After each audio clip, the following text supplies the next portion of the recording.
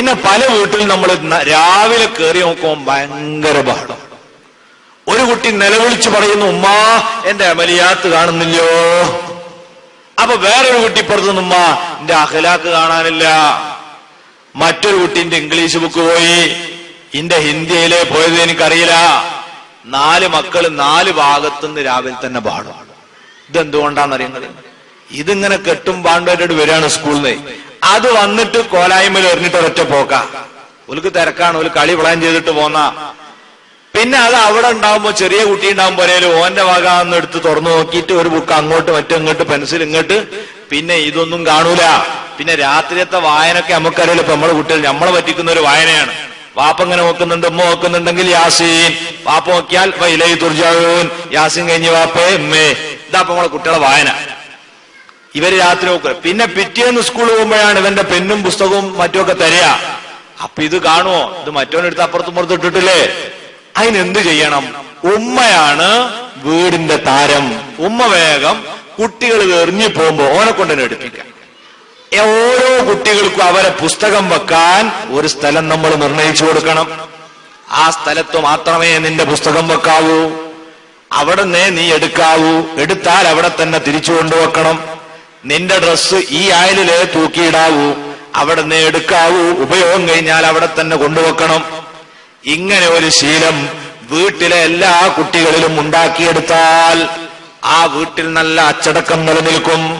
അവിടെ ഒരിക്കലും അടുക്കും ചിട്ടയുമില്ലാത്ത ഒരു സ്ഥിതി ഉണ്ടാവുകയില്ല. ഇതിന്റെ പുറമെ ഇനി വീട്ടിൽ ധാരാളം ഗൃഹോപകരണങ്ങൾ വേണം. ആ ഗൃഹോപകരണങ്ങളൊക്കെ നമ്മൾ വാങ്ങിവെക്കണം. ഇല്ലാത്തവരൊക്കെ വാങ്ങണം. അത് നമുക്ക് നിർബന്ധമാണ്. നമ്മളെ അയൽവാസികൾക്ക് ആവശ്യമുണ്ടെങ്കിൽ കൊടുക്കാൻ എന്ന നിയ്യത്തോടുകൂടെയെങ്കിലും വാങ്ങിവെക്കണം. നമ്മൾ കൈക്കോട്ടെടുത്ത് കൊത്തലൊന്നുമില്ല. എന്നാലും അയൽവാസി വന്ന് ചോദിക്കുക, അവിടെ കൈക്കോട്ടുണ്ടോ? ഇല്ല എന്ന് പറഞ്ഞ സ്ഥിതി ഉണ്ടായത് നമ്മൾ എടുത്തു വാങ്ങിവെക്കണം. വിശുദ്ധ ഖുർആനിൽ അല്ലാഹു പഠിപ്പിച്ചിട്ടുണ്ട്, അറഅയ്തല്ലദീ യുകദ്ദിബു ബിദ്ദീൻ. ഈ ഭൗതിക ലോകത്തെ ജീവിതത്തിന് പരലോകത്ത് പ്രതിഫലം കിട്ടുമെന്ന യാഥാർത്ഥ്യത്തെ നിരാകരിക്കുന്നവരാരാണെന്നറിയാമോ എന്ന് ചോദിച്ചിട്ട് 5 സ്വഭാവക്കാരെ അല്ലാഹു പരിചയപ്പെടുത്തുന്നുണ്ട്. അതിൽ അവസാനം പറഞ്ഞത് വയംനഉനൽ മഊൻ. ഗൃഹോപകരണങ്ങൾ വായ്പ ചോദിച്ചു വന്നാൽ അത് കൊടുക്കാൻ തയ്യാറാകാത്തവരാകുന്നു. അവര് പരലോകത്ത് ഈ ജീവിതത്തിന് കൂലിണ്ട് എന്നുള്ളത് ശരിക്കും ബോധ്യപ്പെടാത്തവരാ. അല്ലെ, നമ്മളൊക്കെ വീട്ടിൽ ഇപ്പൊ എന്താ സ്ഥിതി? ആ മഴയൊന്ന് തരുമെന്ന് ചോദിച്ചു എന്നാൽ എന്താ പറയാ? അതിന്റെ താഴെ പൊട്ടിക്കിടക്കാണല്ലോ. അല്ലെ, ആ ചെമ്പ് അത് ഓട്ടായി കിടക്കാണല്ലോ. നിങ്ങൾ അപ്പുറത്ത് പോയി നോക്കി, അവിടെ ഉണ്ടായിനി ഒന്ന്. ഇത് കൊടുക്കൂല. ഇല്ലാത്ത കാരണം പറഞ്ഞ് എന്ത് ഉപകരണം വന്ന് ചോദിച്ചാലും കൊടുക്കാതിരിക്കാം. എന്നാൽ നമ്മുടെ സലഫു സ്വാലിഹീങ്ങളായ മഹാന്മാർ അവർക്ക് വീട്ടിൽ ഉപയോഗത്തിന് സാധാരണ ആവശ്യം വരാത്ത സാധനം പോലും വീട്ടിലവർ വാങ്ങിവെക്കുന്നു. എന്തിനു വേണ്ടി? ആരെങ്കിലും വായ്പ ചോദിച്ചു വന്നാൽ കൊടുക്കാമല്ലോ. വമ്പിച്ച പ്രതിഫലം കിട്ടുന്ന ഒരു ഇബാദത്താണ് അത്. അയൽവാസി വായ്പ ചോദിച്ചു വരുന്നത് കൊടുക്കുക. അങ്ങനെ നമ്മുടെ വീട്ടിൽ ആവശ്യത്തിനുള്ള ഗൃഹോപകരണങ്ങളൊക്കെ വേണം. ഒരു കൈക്കോട്ട് വേണം, വിറക് കൊത്താൻ പറ്റിയ ഒരു മഴ വേണം, നിലത്ത് കുഴി കുഴിക്കേണ്ടി വന്നാൽ അതിനാവശ്യമുള്ള ഒരു പിക്കാസ് വേണം, മണ്ണ് ഊരിയെറിയാൻ പറ്റിയ ഒരു മൺവെട്ടി വേണം. ഇതുപോലെ തന്നെ അത്യാവശ്യത്തിനുള്ള കത്തി വേണം, കുട്ട വേണം, ഒരു ചുറ്റിക വേണം, അല്ലെ, ഒരു കത്രിക വേണം, ആവശ്യത്തിന് ആണി വേണം, സൂചി വേണം, നൂല് വേണം. ഡ്രസ്സൊക്കെ നന്നായിട്ട് തേച്ച് അലക്കി ബസ് ഇപ്പൊ വരും 5 അങ്ങനെ നമ്മൾ ഇറങ്ങുക. കുപ്പായിട്ട് വെക്കുമ്പോ മുന്നേ തന്നെ ഒരു കൊടുക്കില്ല. ഞാനിപ്പോ എന്താ ചെയ്യും? തലക്കെന്ന് വേറെ ഒന്ന് അലക്കിയിട്ട് അത് ഇതാക്കുമ്പോഴേക്കും നേരെ ഒരുപാട് പോലെ ഒരു സൂചി നൂലാണ്ടെങ്കിൽ പെട്ടെന്ന് അത് പുരയിലുണ്ടാവൂല. ഇനി വാങ്ങിക്കൊടുത്താൽ തന്നെ അതേടെ വെക്കുക. അത് ഓളെ ബുക്ക് കുട്ടിന്റെ ബുക്കിൽ വെച്ച്, ഏത് 10ാം ക്ലാസ് പോണോളെ ബുക്കിൽ വെച്ചാ പിന്നെ ഇത് എറിഞ്ഞാ കാണുമോ? ഇല്ല. അപ്പൊ അതിനൊക്കെ ഈ ഉപകരണങ്ങളൊക്കെ വാങ്ങുകയും അതൊക്കെ അതിൻ്റെതായ ക്രമത്തിൽ സൂക്ഷിക്കുകയും വേണം. അവിടെ ഒരു പെണ്ണിനോട് ഒരു കുടുക്കും സൂചിയുമാണല്ലോ എന്ന് പറഞ്ഞാൽ രണ്ടാമതൊന്നും ആലോചിക്കണ്ട. അവളാ പോകുന്നു, എടുക്കുന്നു, തരുന്നു. ഈ രീതിയിൽ എന്തു ചോദിച്ചാലും ഉടനടി എടുത്തു കൊടുക്കാൻ പറ്റിയ പരുവത്തിൽ ഗൃഹോപകരണങ്ങളൊക്കെ വീടിന്റെ പരിസരത്ത് സൂക്ഷിക്കേണ്ടടുത്ത് സൂക്ഷിച്ചിരിക്കണം. ഇപ്പൊ നമ്മളൊക്കെ പുരയിൽ വന്നിട്ട് ആ പിക്കാസ് ഒന്ന് തരുമെന്ന് ചോദിച്ചാല് ഒരു 7 തവാഫെങ്കിലും ചെയ്യണ്ടപ്പോ നമുക്ക് അല്ലെ? പൊരന്റെ ഏടേപ്പത് വെച്ച് നോക്കിയിട്ട് കാണുന്നില്ലല്ലോ എന്ന് പറഞ്ഞിട്ട് ഇവളിങ്ങനെ കറങ്ങുക. കാരണം ഒരു വിവരവുമില്ല. അങ്ങനത്തെ സാധനത്തെ പറ്റി ഒന്നും ചിന്തല്ല. പാകുള്ള ചിന്ത അടുത്ത സീരിയൽ ഏതാ അതിപ്പോ നല്ല ഓർമ്മയിലുണ്ടാവും. ബാക്കി ഇങ്ങനത്തെ വിഷയങ്ങൾ ആരെങ്കിലും വന്ന് ചോദിച്ചാൽ ചോദിച്ചോ മാനം കെട്ട് ചോദിക്കണ്ടില്ലേ എന്നായിപ്പോ ഒരു സാധനം എവിടെ ഓർമ്മ ഉണ്ടാവില്ല. ഇതല്ല, എല്ലാ സാധനവും വേണം, ഓരോന്നും അതിൻ്റെതായ സ്ഥലത്ത് വെക്കണം.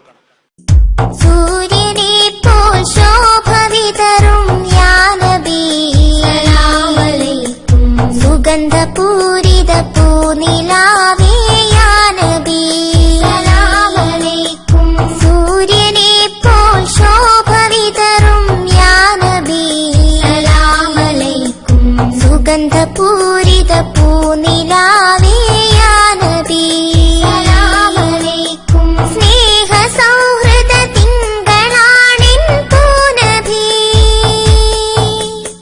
സർവസഹന സാഗരമേ പൂനബി. അൽഹംദുലില്ലാഹ് നഹ്മദുഹു വനസ്തഈനുഹു വനുഅ്മിനു ബിഹി വനതവക്കലു അലൈഹി ونعوذ بالله من شرور أنفسنا ومن سيئات أعمالنا من يهده الله فلا مضل له ومن يضلله فلا هادي له ونشهد أن لا إله إلا الله وحده لا شريك له ونشهد أن سيدنا محمدا عبده ورسوله أرسله بالهدى ودين الحق ليظهره على الدين كله ولو كره المشركون.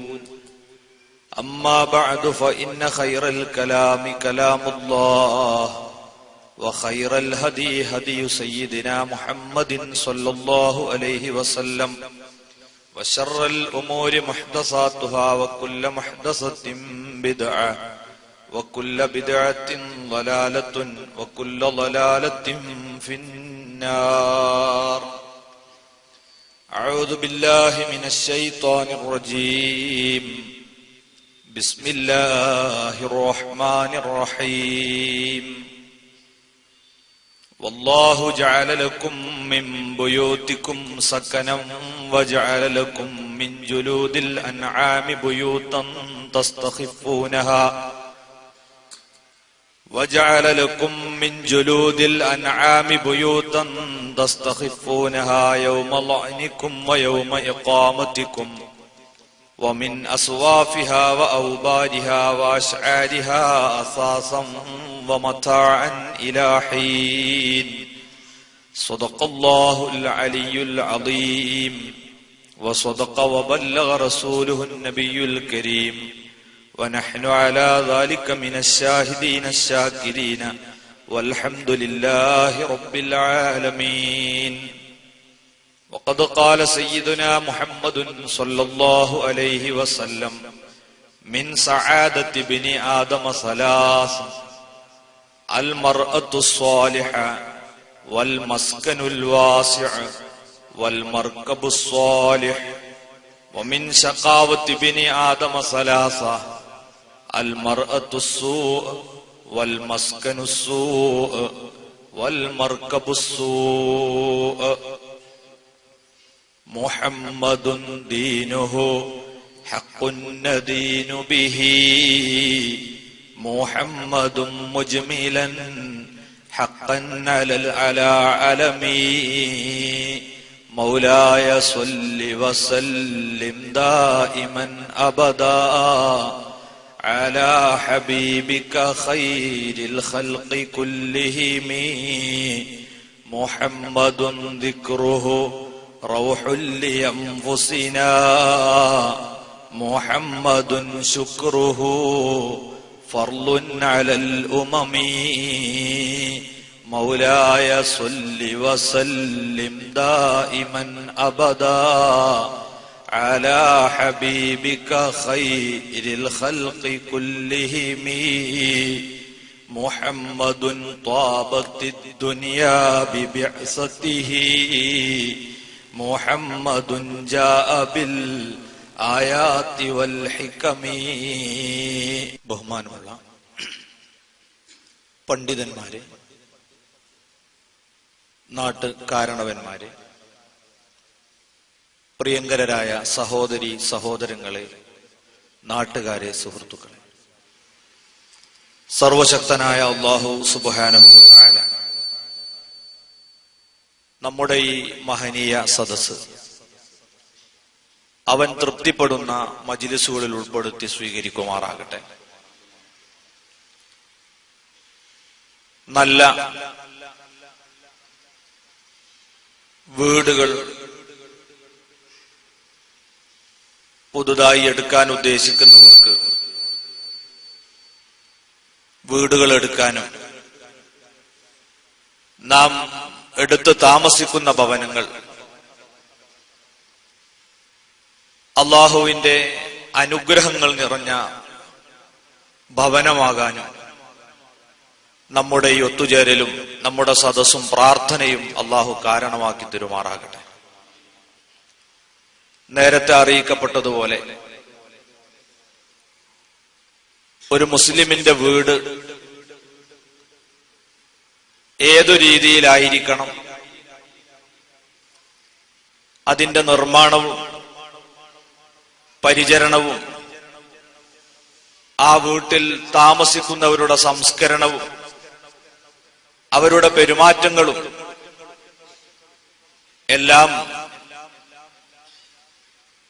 മതകീയ ഭാഷയിൽ അപഗ്രഥനം നടത്തുന്ന ഒരു ചെറിയ പ്രഭാഷണമാണ് ഈ സദസ്സിൽ ലക്ഷ്യം വെക്കുന്നത്.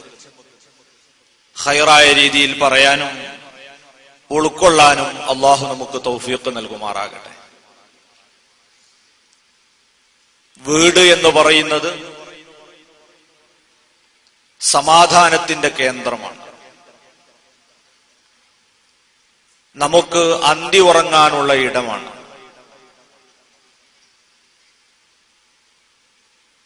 പുതിയൊരു സമൂഹത്തെ സംസ്കാര സമ്പന്നരാക്കി വാർത്തെടുക്കാനുള്ള സാംസ്കാരിക കേന്ദ്രമാണ്. കുടുംബം എന്ന് പറയുന്ന കൂട്ടായ്മയുടെ പാർലമെന്റാണ് വീട്. അല്ലാഹു സുബ്ഹാനഹു വ തആല അവൻ ചെയ്ത നിരവധി അനുഗ്രഹങ്ങളെ പരാമർശിച്ചുകൊണ്ട് അൻ-നഹ്ൽ എന്ന അധ്യായത്തിൽ ഒരുപാട് കാര്യങ്ങളെ അള്ളാഹുവിന്റെ നിഅമത്തുകളായി നാം ചിന്തിക്കാൻ വേണ്ടി എണ്ണി എണ്ണി പറയുന്ന കൂട്ടത്തിൽ സ്വന്തമായി ഒരു വീട് എന്ന ഏതൊരാളുടെയും സ്വപ്നം സ്രഷ്ടാവായ അല്ലാഹു സുബ്ഹാനഹു വ തആല മാനവ സമൂഹത്തിന് ചെയ്യുന്ന വലിയ അനുഗ്രഹങ്ങളിൽ ഒന്നാണെന്ന് വിശുദ്ധ ഖുർആൻ എടുത്തു പറയുകയാണ്. വല്ലാഹു ജഅല ലക്കും മിൻ ബുയൂതിക്കും സകനാ. വീട് എന്തിനാണെന്നും വീടിലൂടെ സാധ്യമാകുന്നത് എന്താണെന്നും അടിസ്ഥാനപരമായി സൂചിപ്പിച്ചുകൊണ്ടാണ് അല്ലാഹു പറയുന്നത് തുടങ്ങുന്നത്. വല്ലാഹു ജഅല ലക്കും, അല്ലാഹു നിങ്ങൾക്ക് ഉണ്ടാക്കി തന്നിരിക്കുന്നു, നിങ്ങൾക്ക് അല്ലാഹു ആക്കി തന്നിരിക്കുന്നു, മിൻ ബുയൂതിക്കും, നിങ്ങളുടെ ഭവനങ്ങളിലൂടെ, നിങ്ങളുടെ താമസ കേന്ദ്രങ്ങളിലൂടെ, സകനൻ, സമാധാനമുണ്ടാക്കി തന്നിരിക്കുന്നു. നിങ്ങളുടെ വീട്ടിലൂടെ അല്ലാഹു സുബ്ഹാനഹു വ തആല നിങ്ങൾക്ക് സമാധാനമാക്കി തന്നിരിക്കുന്നു. നമ്മുടെ ഭവനങ്ങൾ എന്തായിരിക്കണം, എന്തിനു വേണ്ടിയായിരിക്കണം എന്ന് വളരെ വ്യക്തമായി അല്ലാഹു തആല ഇവിടെ ബോധ്യപ്പെടുത്തുകയാണ്. തുടർന്ന് അല്ലാഹു പറയുന്നു, രണ്ടു തരത്തിലുള്ള വീടുകൾ നാം നിങ്ങൾക്ക് തന്നിട്ടുണ്ട്. ഒന്ന്, മനുഷ്യരിലെ വലിയൊരു വിഭാഗത്തിന്റെ ശീലമായ സ്ഥിരം താമസിക്കുന്ന ശൈലിയിലുള്ള വീട്. അതുപോലെ ഒട്ടും കുറവല്ലാത്ത നല്ലൊരു വിഭാഗം ആളുകൾ ഇന്നും ലോകത്ത് നാടോടികളാണ്. നമ്മുടെ നാട്ടുമ്പുറങ്ങളിലൂടെ നമ്മൾ കാണുന്നുണ്ട്. നമ്മളിങ്ങനെ ചിന്തിക്കും, എന്താ അവർക്ക് ബുദ്ധിയില്ലേ, അവരെന്താണ് ഇങ്ങനെ ഒഴുകിക്കൊണ്ടിരിക്കുന്നത്? ഒരിടത്ത് നിന്ന് മറ്റൊരിടത്ത്, അവിടുന്ന് വേറൊരിടത്ത്. അറബ് ലോകത്ത് ചെന്നാലും വലിയൊരു വിഭാഗം ആളുകൾ നമുക്ക് ഇങ്ങനെ കാണാൻ കഴിയും. ഒട്ടേറെ ബധുക്കളെ പുതിയ സർക്കാരുകൾ പ്രത്യേക രീതിയിൽ കുടിയിരുത്തിയെങ്കിലും ചില പ്രത്യേക സീസണുകളിൽ അവരിപ്പോഴും ടെന്റ് കെട്ടി ആ പഴയ ജീവിതം ആസ്വദിക്കുകയാണ്. അങ്ങനെ സ്ഥിരമായൊരിടത്ത് താമസിക്കുന്നവരും പല സ്ഥലങ്ങളിലേക്ക് മാറി മാറി താമസിക്കുന്നവരുണ്ട്. അവർക്കുള്ള വീടിനെയും കൂടി അല്ലാഹു അവന്റെ അനുഗ്രഹമായി പിന്നീട് എണ്ണി പറയുന്നു. വജഅല ലക്കും മിൻ ജുലൂദിൽ അൻആമി ബുയൂതാ. ആടുമാട് ഒട്ടകങ്ങളുടെ തോലുപയോഗിച്ചുകൊണ്ടും അല്ലാഹു നിങ്ങൾക്ക് ഭവനങ്ങൾ ഉണ്ടാക്കി തന്നു, ടെന്റുകൾ ഉണ്ടാക്കി തന്നു. തസ്തഖിഫൂനഹാ യൗമ ലഅനികും വയൗമ ഇഖാമതികും. ആ വീടുകൾ വളരെ ഭാരം കുറവാണ്. നിങ്ങൾക്ക് പോകുന്നിടത്തേക്ക് യഥേഷ്ടം അത് കൊണ്ടുപോകാം. ഇന്ന് ഇവിടെ തങ്ങണമെന്ന് കരുതിയാൽ അവിടെ നിങ്ങൾക്ക് ടെന്റ് കെട്ടി അവിടെ താമസിക്കാം. ഇങ്ങനെ നിങ്ങൾക്ക് യാത്രയോടൊപ്പം കൊണ്ടു നടക്കാൻ പറ്റിയതും വീട്ടിൽ ഒരു നാട്ടിൽ സ്ഥിരമായി താമസിക്കാൻ പറ്റിയതുമായ ഭവനങ്ങളെ അല്ലാഹു നിങ്ങൾക്ക് തന്നു. എന്തിനു വേണ്ടി? സഖനൻ, സമാധാനത്തിനും സ്വാസ്ഥ്യം ലഭിക്കാനും. അതാണ് വീട് അല്ലാഹു സുബ്ഹാനഹു വ തആല തന്നതിന്റെ പ്രധാന ലക്ഷ്യമായി വിശുദ്ധ ഖുർആൻ ആദ്യമായി നമ്മെ പഠിപ്പിക്കുന്നത്. അങ്ങനെയുള്ള ഒരു വീട് ഏതൊരാളുടെയും സ്വപ്നമാണ്. നമ്മളെ കൂട്ടത്തിൽ ഇന്നും സ്വന്തമായി വീടില്ലാത്ത ഒരുപാട് ആളുകളുണ്ട്. അല്ലാഹു എല്ലാവർക്കും അനുഗ്രഹം നിറഞ്ഞ വീടെടുക്കാൻ തൗഫീഖ് നൽകുമാറാകട്ടെ. മഹാനായ നബി കരീം സ്വല്ലല്ലാഹു അലൈഹി വസല്ലം പഠിപ്പിച്ചു, വമിൻ സആദത്തി ബിനി ആദം.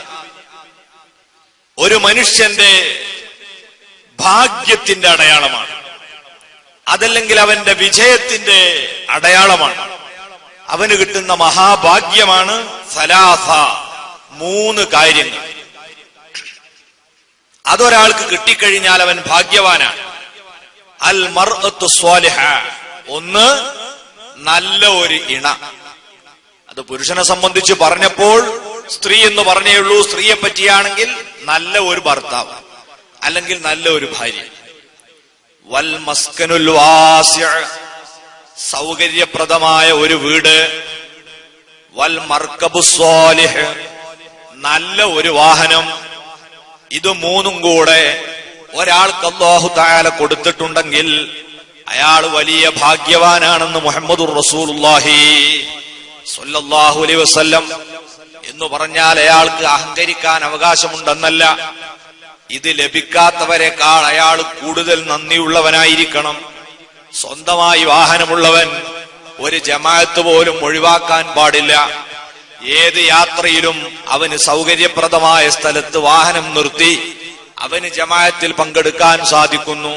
സ്വന്തം വണ്ടിയില്ലാത്തവൻ അവൻ കയറിയ വണ്ടിയുടെ സമയത്തിനനുസരിച്ചല്ലാതെ യാത്ര പോകാൻ പറ്റൂല. അപ്പോൾ അവനെപ്പോലെ അവനേക്കാൾ അധികമായി അവൻ നന്ദിബോധത്തോടുകൂടെ ജീവിക്കാൻ കടപ്പെട്ടവനാകുകയാണ്. അത് അല്ലാഹു തരുന്ന മഹാഭാഗ്യമാണ്. 3 കാര്യങ്ങൾ. അതിലെ വീട്, അത് കേന്ദ്രീകരിച്ചുകൊണ്ടാണ് ഇന്ന് പ്രധാനമായും നമുക്ക് ചർച്ച നടത്താനുള്ളത്. ഒരു വീട്, അത് അല്ലാഹു പറഞ്ഞ സമാധാനവും സന്തോഷവും നിഅമത്തും ബറക്കത്തും എല്ലാം നിറഞ്ഞ തരത്തിലുള്ള വീടായി മാറണമെങ്കിൽ ആദ്യമായി നമ്മൾ ശ്രദ്ധിക്കേണ്ട കാര്യം എന്താണ്? ഒന്നാമതായി നമുക്ക് വീടിനൊരു സ്ഥലം വേണം. വീടിന് സ്ഥലമെടുക്കുമ്പോൾ നബി സല്ലല്ലാഹു അലൈഹി വസല്ലം പഠിപ്പിച്ച ഹദീസിൽ കാണാം, അവലക്ഷണം അത് 3 കാര്യത്തിലാണ് സാധാരണ ഉണ്ടാകാറുള്ളത്, അല്ലെങ്കിൽ പരിഗണിക്കേണ്ടതുള്ളത്. അതിലൊന്ന് വീടാണ്, മറ്റൊന്ന് ഭാര്യയാണ്, മൂന്നാമത്തേത് വാഹനമാണ്. ഈ പറഞ്ഞ 3 കാര്യം. അതിൽ നല്ല ലക്ഷണവും മോശപ്പെട്ട ലക്ഷണവും പരിഗണിക്കപ്പെടണം എന്നാണ്. വീടിന്റെ നല്ല ലക്ഷണമായി പണ്ഡിതന്മാർ എണ്ണിപ്പറഞ്ഞ പ്രധാനപ്പെട്ട വിഷയം വീടിന്റെ പരിസരത്തിന്റെ സൗകര്യമാണ്. അതിൽ മുറ്റത്തിന്റെ വിശാലത വളരെ കൂടുതൽ പണ്ഡിതന്മാർ എണ്ണിപ്പറഞ്ഞിട്ടുണ്ട്. അപ്പൊ നാം വീട് നിർമ്മിക്കാൻ പോകുന്ന സ്ഥലം ആവശ്യത്തിന് സൗകര്യമുള്ള അത്ര സ്ഥലമുണ്ടാകുക എന്നത് ഒരു വീടിന്റെ അനുഗ്രഹത്തിന്റെ പ്രധാനപ്പെട്ട ഒരു ഭാഗമാണ്. ഇന്ന് നമ്മുടെ ചിന്ത മാറി, നമുക്ക് റോട്ടിലേക്ക് കാലെടുത്ത് വെക്കണമെന്ന്, അതിന്റെ അടുക്ക് നടക്കാനും ഇരിക്കാനും സ്ഥലം ഉണ്ടാവില്ല. അങ്ങനെ റോഡിന്റെ വക്കത്ത് കൊണ്ടുവന്ന് നല്ല വിശാലമായ പറമ്പൊക്കെ ഉപേക്ഷിച്ച് നമ്മൾ വീടുണ്ടാക്കി നോക്കുമ്പോൾ ചില ആളുകൾക്ക് റോഡ് വികസനത്തിന്റെ പേരിൽ വീട് നഷ്ടപ്പെട്ടു പോയി. വേറെ ചില ആളുകൾക്ക് അവരെ വീട്ടിൽ ഒരു ചെറിയ സൽക്കാരം പോലും സംഘടിപ്പിക്കാൻ പറ്റാതെ ഇതുപോലുള്ള വലിയ വലിയ ഹാളുകളിലേക്ക് അഭയം തേടേണ്ടി വന്നു. അള്ളാഹുവിന്റെ നിഅമത്ത് നമ്മുടെ വീട്ടിലേക്ക് വളരെയധികം കടന്നു വരുന്ന ഒരു സന്ദർഭമാണ് വീട്ടിൽ വെച്ച് വിരുന്നൂട്ടുന്ന സമയം. ഇൻഷാ അല്ലാഹ് നമുക്കത് പറയാം. എന്നാൽ ആ വിരുന്നിന് അവസരമില്ലാത്ത വിധം ആ അനുഗ്രഹങ്ങളൊക്കെ കൊട്ടിയടക്കപ്പെടുകയാണ് ഈ സൗകര്യങ്ങളില്ലെങ്കിൽ. അപ്പൊ നമ്മൾ സൗകര്യപ്രദമായ സ്ഥലം അത് പരിഗണിക്കുക. അതോടൊപ്പം തന്നെ നാം വീടെടുത്തു കഴിഞ്ഞാൽ അതിന്റെ പരിസരത്ത് താമസിക്കുന്ന ആളുകളുടെ സാംസ്കാരികപരമായ വിഷയങ്ങൾ ചിന്തിക്കുക. കൂടെ അവിടെ ശുദ്ധജലം ലഭ്യമാണോ, അതോടൊപ്പം നമ്മുടെ വീട്ടിലേക്ക് വഴിയുണ്ടോ, ഇത്രയും കാര്യങ്ങൾ നമ്മൾ ഗൗരവത്തോടെ പരിഗണിച്ചുകൊണ്ടാണ് ഒരു വീടിന് സ്ഥലം പരിശോധിക്കേണ്ടത്. ഇനി ആ വീടിന് സ്ഥലം നമ്മൾ വാങ്ങുന്നതും വീട് നിർമ്മിക്കുന്നതും വളരെയേറെ നാം ഗൗരവത്തോടെ ആലോചിച്ചുകൊണ്ടാവണം. ഒരു ചെറിയ കാശ് പോലും അല്ലാഹു സുബ്ഹാനഹു വ തആല നിഷിദ്ധമാക്കിയ പണം നമ്മുടെ വീട് നിർമ്മാണത്തിൽ കലരാൻ പാടില്ല. അങ്ങനെ കലർന്നു പോയാലോ, നമ്മളൊക്കെ പഠിച്ച ഒരു മസലയാണ്, പിടിച്ചെടുത്ത സ്ഥലത്ത് വെച്ച് നാം നിസ്കരിച്ചാൽ ആ നിസ്കാരത്തിന് അല്ലാഹുവിന്റെ അടുക്കൽ കൂലിയില്ല. കട്ടെടുത്തതോ പിടിച്ചു പറിച്ചതോ ആയ വെള്ളം ഉപയോഗിച്ച് വുളൂ ചെയ്ത് നിസ്കരിച്ചാൽ ആ നിസ്കാരത്തിന് പ്രതിഫലമില്ല. ടെക്സ്റ്റൈൽസിൽ നിന്ന് ഉടയാടുകൾ വാങ്ങുന്ന സമയത്ത് അവിടെയുള്ള സെയിൽസ്മാനെ വഞ്ചിച്ചുകൊണ്ട് ഒരു തട്ടമെങ്ങാനും നമ്മുടെ കവറിലേക്ക് കട്ടെടുത്തിട്ട് അത് തലയിലിട്ടുകൊണ്ടാണ് ഒരു സ്ത്രീ നിസ്കരിക്കുന്നതെങ്കിൽ അവളെ നിസ്കാരത്തിന് അല്ലാഹുവിന്റെ അടുക്കൽ കൂലിയില്ല. ഇതുപോലെ നാം താമസിക്കുന്ന സ്ഥലം അത് ഹറാമായ കാശുകൊണ്ടാണോ നിർമ്മിക്കപ്പെട്ടതെങ്കിൽ ആ വീട്ടിൽ നിന്ന് നമ്മൾ നിസ്കരിക്കുന്ന നിസ്കാരങ്ങൾക്കോ മറ്റോ ഇബാദത്തുകൾക്ക് പോലും പ്രതിഫലം പ്രതീക്ഷിക്കപ്പെടാൻ സാധ്യമല്ല. അത്ര വലിയ ദുരന്തമായിരിക്കും നാം ഹറാമായ പണം കൊണ്ട് വീട് നിർമ്മിച്ചാൽ നമുക്ക് വരാൻ പോകുന്നത്. അതുകൊണ്ട് തന്നെ നാം വീടിന് പ്ലാൻ കാണുമ്പോൾ നമ്മുടെ കൊക്കിലൊതുങ്ങുന്ന ഒരു പ്ലാൻ, അതിന്റെ അപ്പുറത്താകുമ്പോഴാണ് ഈ നിർമ്മിക്കാൻ പോകുന്ന വീട് നിൽക്കേണ്ട സ്ഥലത്തിന്റെ ആധാരം ബാങ്കിൽ പണയപ്പെടുത്തേണ്ടി വരിക. അത് ബാങ്കിൽ വെച്ച് ലോൺ എടുത്തുകൊണ്ടാണോ നിങ്ങൾ വീടെടുക്കുന്നത്? ഒരിക്കലും വല്ലാഹു ജഅലലക്കും മിൻ ബുയൂത്തിക്കും സക്കനാ, നിങ്ങളെ വീട്ടിൽ അല്ലാഹു ശാന്തി നിറച്ചു തന്നിരിക്കുന്നു എന്ന് പറഞ്ഞ ആ സമാധാനം അല്ലാഹ് നിഷിദ്ധമാക്കിയ മാർഗത്തിലൂടെ നിർമ്മിച്ച ഒരു വീട്ടിൽ ലഭിക്കുകയില്ല. അവിടെ എന്നും കലഹമായിരിക്കും, എന്നും സംഘർഷമായിരിക്കും.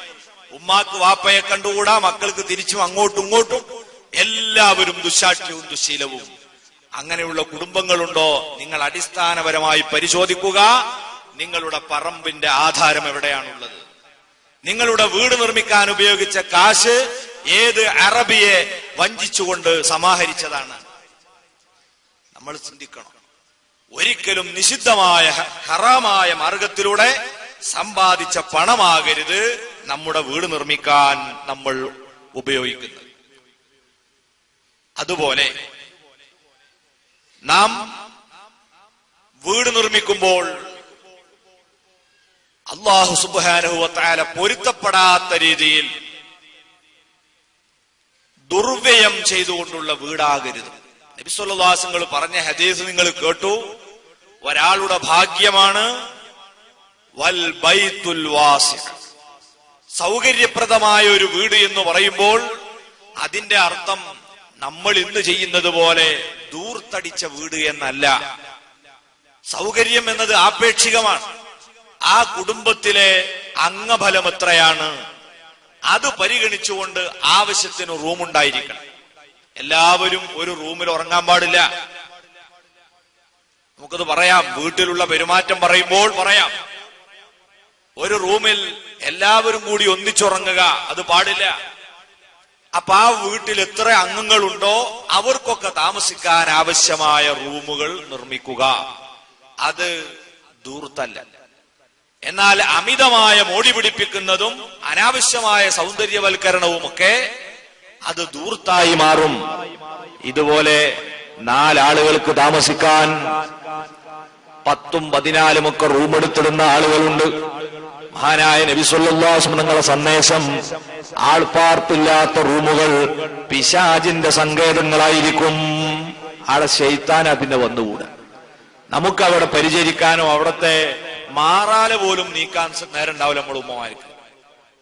പിന്നെ പിശാചിന്റെ വിളയാട്ടമായിരിക്കും ഈ ധൂർത്തുകൊണ്ട് നിർമ്മിക്കപ്പെട്ട, ധൂർത്തായ രീതിയിൽ നിർമ്മിക്കപ്പെട്ട വീട്ടിൽ നടക്കുക.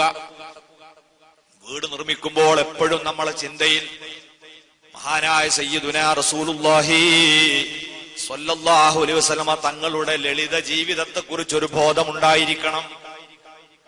സുബ്ഹാനല്ലാഹ്, ചില വീടുകൾ നമ്മൾ പരിശോധിച്ചാൽ ആ വീടിന്റെ മതിൽക്കെട്ട് അതുമാത്രം നോക്കുമ്പം പാവപ്പെട്ടവർക്ക് തോന്നിപ്പോകുന്നു ആ മതിൽ നിർമ്മിക്കാൻ ഉപയോഗിച്ച കാശുണ്ടായിരുന്നുവെങ്കിൽ ഞങ്ങൾക്കൊരു 10 വീടെങ്കിലും നിർമ്മിക്കാമായിരുന്നല്ലോ. ഈ രീതിയിലാണ് പലരുടെയും ധൂർത്തിന്റെ രൂപം. വീടിന്റെ മുകൾ ഭാഗത്ത് ചെലവ് ചെയ്യുന്ന പണം എത്രയാണ് കാണുന്നില്ല, പക്ഷേ എങ്കിലും വീടിന്റെ മേലെ കൊണ്ടുപോയി ലക്ഷങ്ങളതാ അവിടെ ദുർവ്യയം ചെയ്യുന്നുണ്ട്. മഹാനായ സയ്യിദുനാ ഉമറുൽ ഖത്താബ് റളിയല്ലാഹു തആല അൻഹു തങ്ങളതാ നബി സല്ലല്ലാഹു അലൈഹി വസല്ലം തങ്ങളുടെ റൂമിലേക്ക് ഒരിക്കൽ കയറി ചെല്ലുന്നു. അല്ലാഹുവിന്റെ ഹബീബ് ആ സമയത്ത് വസ്ത്രം മാറി അവിടത്തെ കട്ടിലിൽ കിടക്കുകയാണ്. ഉമറുൽ ഫാറൂഖ് റളിയല്ലാഹു അൻഹു വന്നപ്പോൾ അവിടുന്ന് എഴുന്നേറ്റിരുന്നു. ഉമർ ഖത്താബ് റളിയല്ലാഹു അൻഹു തിരുനബിയുടെ ശരീരത്തിലേക്ക് നോക്കുമ്പോഴതാ അവിടുന്ന് കിടക്കാൻ ഉപയോഗിച്ച പായയുടെ അടയാളം അങ്ങനെ തന്നെ ആ ശറഫാക്കപ്പെട്ട ശരീരത്തിൽ പതിഞ്ഞു കിടക്കുന്നു. ഉമർ ഖത്താബ് തങ്ങൾക്ക് കണ്ണിൽ നിന്ന് വെള്ളം വന്നു. ലോകത്തിന്റെ നേതാവായ അഷ്റഫുൽ ഖൽഖ് മുഹമ്മദ് മുസ്തഫ സ്വല്ലല്ലാഹു അലൈഹി വസല്ലമ തങ്ങൾ ആരാണ്? അന്ത്യപ്രവാചകനാണ്, അള്ളാഹുവിന്റെ മഹ്ബൂബാണ്. ഇതുപോലത്തെ ഒരു നേതാവ് ഇനി വേറെയില്ല. ഒരു രാജ്യത്തിന്റെ ഭരണാധികാരിയാണ്, ചീഫ് ഖാദിയാണ്, സൈനിക കമാൻഡറാണ്, പള്ളിയിലെ ഇമാമാണ്, ഖത്തീബാണ്. എന്തൊക്കെ പദവികളുണ്ടോ, എന്തൊക്കെ ഡിപ്പാർട്ട്മെന്റുകളുണ്ടോ, ഇതിന്റെ മുഴുവൻ നേതൃസ്ഥാനത്ത് വിരാജിക്കുന്ന മുഹമ്മദ് നബി സ്വല്ലല്ലാഹു അലൈഹി വസല്ലം തങ്ങൾ എന്ന നേതാവ് ഉറങ്ങുന്ന പായ, ആ പായയുടെ അടയാളമാണ് ശരീരത്തിൽ പതിഞ്ഞു കിടക്കുന്നത്. മഹാനവറുകൾ ഒന്നുകൂടി പരിസരം നിരീക്ഷിച്ചു. ഇനി എന്തൊക്കെയാണ് ആ വീട്ടിലുള്ള ഗൃഹോപകരണങ്ങൾ? നബി കടക്കാൻ ഉപയോഗിച്ച കട്ടിൽ ഈന്തപ്പന മട്ടൽ കൊണ്ട് നിർമ്മിച്ചതാണ്. പായ ഈന്തപ്പന ഓല കൊണ്ടുണ്ടാക്കിയതാണ്. അതേ പനയുടെ ഉള്ളിൽ നിന്ന് പറിച്ചെടുത്ത നാര് നിറച്ച തലയണയാണ്. ഇനി ആ റൂമിലുള്ളത് ഒരു ചെറിയ തോൽ സഞ്ചിയുണ്ട്, അതിലൽപ്പം വെള്ളം കിടക്കുന്നു. വേറെ ഒരു പാത്രത്തിൽ ഏതാനും യവമണികളാണുള്ളത്.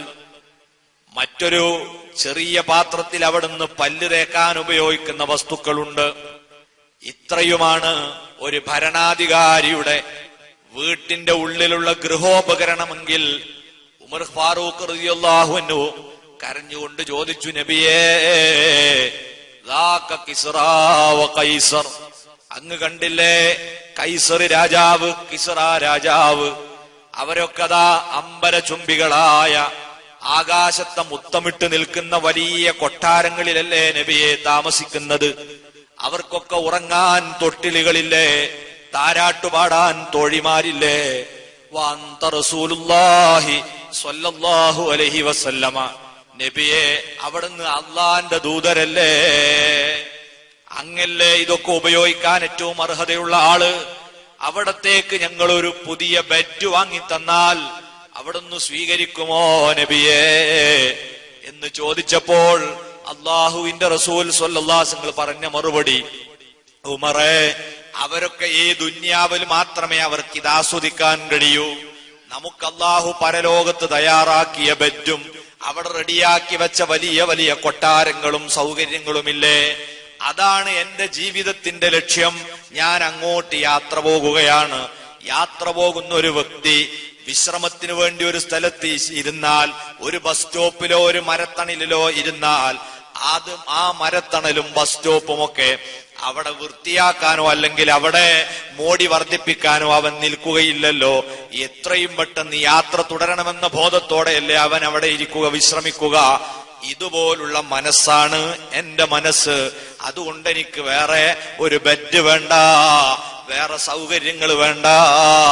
സയ്യിദുൽ വറാ മുഹമ്മദുർ റസൂലുള്ളാഹി സ്വല്ലല്ലാഹു അലൈഹി വസല്ലം, ആ നേതാവിന്റെ അനുയായികളാണ് നമ്മൾ എന്ന ബോധത്തോടുകൂടെ ആയിരിക്കണം നമ്മൾ വീടിന്റെ നിർമ്മാണവുമായി ബന്ധപ്പെടേണ്ടത്. അനാവശ്യമായ ചെലവുകൾ ഇന്ന് മുസ്ലിം സമുദായത്തെ സംബന്ധിച്ചിടത്തോളം സമ്പാദ്യത്തിന്റെ സിംഹഭാഗവും അത് ഈ രീതിയിൽ കോൺക്രീറ്റ് കെട്ടിടങ്ങളാക്കി വാർത്തുകുത്തിയിരിക്കുകയാണ്. ഇനി എന്താ അത് പൊളിച്ചാ കിട്ടുക? പൊളിക്കണമെങ്കിൽ പൈസ അങ്ങോട്ട് കൊടുക്കണം, ഒന്നും ഇങ്ങോട്ട് കിട്ടൂല. നമ്മളെ സമ്പാദ്യം അങ്ങനെ. ഗൾഫിലൊക്കെ പോകുന്ന ആളുകൾ പ്രത്യേകിച്ചും കിട്ടുന്നത് മുഴുവനും വീടിന്റെ മേലെ കയറ്റി അവസാനം ഹുറൂജടിച്ച് നാട്ടിലേക്ക് കയറ്റിവിട്ടാൽ അത് വൈറ്റ് വാഷ് ചെയ്യാനുള്ള കാശ് പോലും ഇല്ലാതെ അവര് നട്ടം തിരിയും. ഈ രീതിയിൽ വീട് എന്ന് പറയുന്ന ആ സങ്കല്പത്തിൽ എല്ലാ സമ്പത്തും കൊണ്ടുപോയി നശിപ്പിക്കുന്ന ശീലം ഉപേക്ഷിച്ച് ധൂർത്തില്ലാത്ത രീതിയിലും അതേ സമയത്ത് നമ്മുടെ കുടുംബങ്ങളുടെ അംഗബലമനുസരിച്ചുമാണ് റൂമുകൾ ഉണ്ടാക്കേണ്ടത്. പിന്നെ ബാത്റൂം അത് നിർമ്മിക്കുന്ന സമയത്ത് നമ്മൾ ശ്രദ്ധിക്കേണ്ട ചില കാര്യങ്ങൾ. പ്രധാനമായും നമ്മൾ എപ്പോഴും പരിശുദ്ധ കഅബാലയത്തെ ബഹുമാനിക്കണം. അങ്ങോട്ട് തിരിഞ്ഞു നിന്ന് മൂത്രമൊഴിച്ചുകൂടാ, മറയില്ലാതെ അങ്ങോട്ട് തിരിഞ്ഞു നിന്നായിരിക്കണം നാം നിസ്കരിക്കുന്നത്. അങ്ങോട്ട് തിരിഞ്ഞു നിന്നായിരിക്കണം നമ്മുടെ എല്ലാ നല്ല കാര്യം. ഇതൊക്കെ സുന്നത്താണ്, നിസ്കാരത്തിന് നിർബന്ധമാണ്. ഈ ഭവനത്തിലേക്ക് ഒരിക്കലും അതിന്റെ ഭാഗത്തേക്ക് നമ്മൾ ടോയ്ലറ്റ് നിർമ്മിക്കാതിരിക്കാൻ ശ്രമിക്കുക. അതാണ് കൂടുതൽ നമ്മുടെ വീട്ടിന് ഐശ്വര്യം. അഥവാ ഈ നാട്ടിൽ നിന്ന് നമ്മൾ നോക്കിയാൽ നമ്മുടെ നാടിന്റെ പടിഞ്ഞാറ് ഭാഗം, നമ്മുടെ വീടിന്റെ പടിഞ്ഞാറ് ഭാഗത്ത് വീട്ടിന്റെ ഉള്ളിലും പുറത്തും കക്കൂസ് വരാത്ത വിധത്തിൽ ഉണ്ടാക്കാൻ ശ്രദ്ധിക്കണം. നമ്മൾ ആദരിക്കേണ്ട ഒരു ഭാഗമാണ്. അതുപോലെ തന്നെ കക്കൂസിന്റെ മലസംഭരണ ടാങ്കും കിബിലയുടെ ഭാഗത്ത് ഉണ്ടാകാതിരിക്കുക, അതിന്റെ ഭാഗം മാറ്റിക്കളെ. അങ്ങനെ വന്നാൽ നമ്മൾ ആദരിക്കേണ്ട ഒരു ഭവനത്തെ അനാദരിച്ചാൽ അതിൻ്റെതായ ദുസ്വഭാവങ്ങളൊക്കെ അവിടെ താമസിക്കുന്ന ആളുകളിൽ പ്രകടമാകും. അത് നമ്മൾ ഗൗരവത്തോടെ ശ്രദ്ധിക്കണം. എന്നാൽ മറയുള്ളത് കൊണ്ട് വേറെ ഏതെങ്കിലും റൂമിൽ നമ്മൾ നിർമ്മിച്ച ഭാഗത്ത് നിർമ്മിച്ച കക്കൂസ് കിബിലയുടെ നേരെ ഇരുന്നു പോകുന്നതിന് പ്രശ്നമില്ല, മറുണ്ടായ പ്രശ്നമില്ല. മറില്ലാതെ ആക്കുമ്പോഴും അതുപോലെ തന്നെ പ്രത്യേകമായി ടോയ്ലറ്റായി നിർമ്മിക്കപ്പെടാത്തപ്പോഴുമാണ് കിബിലക്ക് മുന്നിടലും പിന്നിടലും ഹറാമാന്ന് പറഞ്ഞത്. അങ്ങോട്ട് തിരിഞ്ഞിരുന്ന് വിസർജനം നടത്തുന്നതിനോട് പ്രശ്നമില്ല. എന്നാൽ ആ ഭാഗത്ത് നമ്മൾ ഉണ്ടാക്കാതിരിക്കാൻ ശ്രദ്ധിക്കുക. പിന്നെ ടോയ്ലറ്റ് നിർമ്മിക്കുമ്പോൾ ഒരു ടോയ്ലറ്റ് കുറച്ച് വലിപ്പത്തിൽ തന്നെ ഉണ്ടാക്കുക. അതെന്തിനാണ്? മയ്യത്ത് കുളിപ്പിക്കേണ്ടിയൊക്കെ വരുമ്പോ അതിനും കൂടിയുള്ള ഒരു സൗകര്യം ഏർപ്പെടുത്തി വിശാലമായ ഒരു ടോയ്ലറ്റ്, ഒരു ബാത്റൂം നമ്മളെ വീട്ടിൽ ഉണ്ടാക്കിയാൽ ആ നേരത്ത് പിന്നെ പുറത്തൊരു ഷെഡ് കെട്ടി മയ്യത്തിന് അങ്ങോട്ടെടുത്ത് ആണിനും പെണ്ണിനൊക്കെ അങ്ങനെ കൊണ്ടുവന്നൊരു ശീലമുണ്ടല്ലോ, അത് ഒഴിവാക്കാൻ സാധിക്കും. അങ്ങനെ നല്ല സൗകര്യമുള്ള ഒരു ടോയ്ലറ്റ്.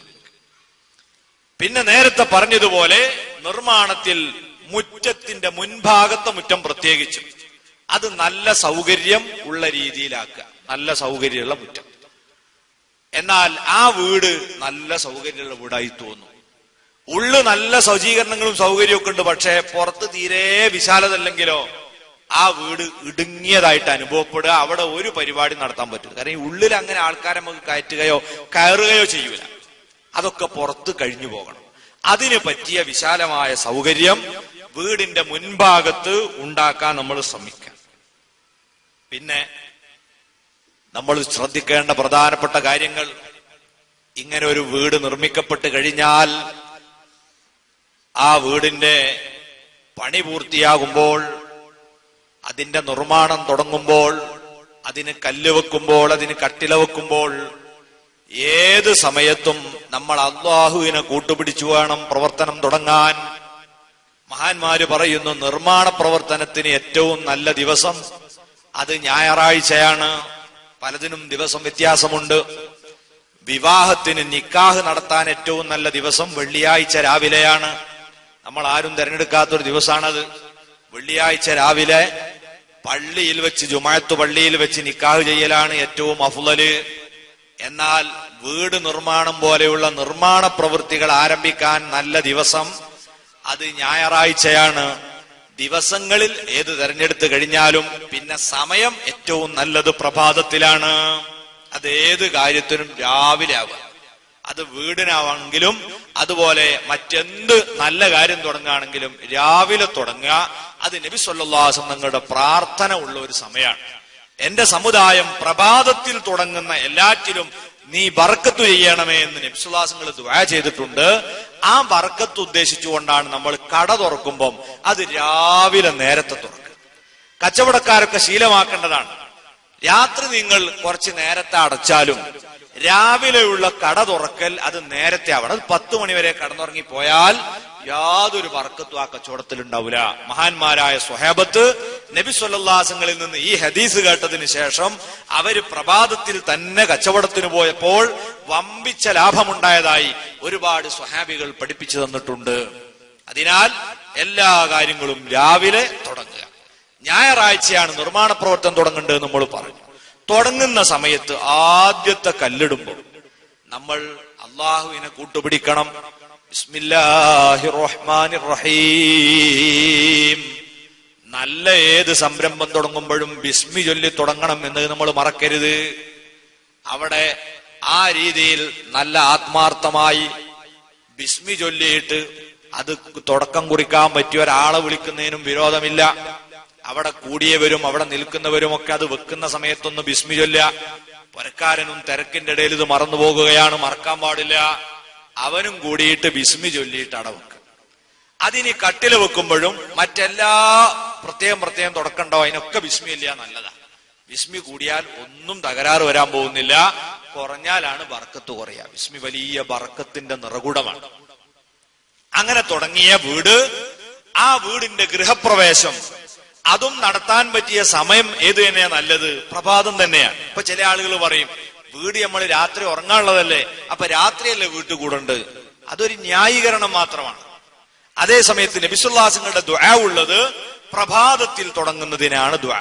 അതുകൊണ്ട് ആ പഴമക്കാരൊക്കെ സുബഹിക്കാണ് ഗൃഹപ്രവേശം നടത്തുക.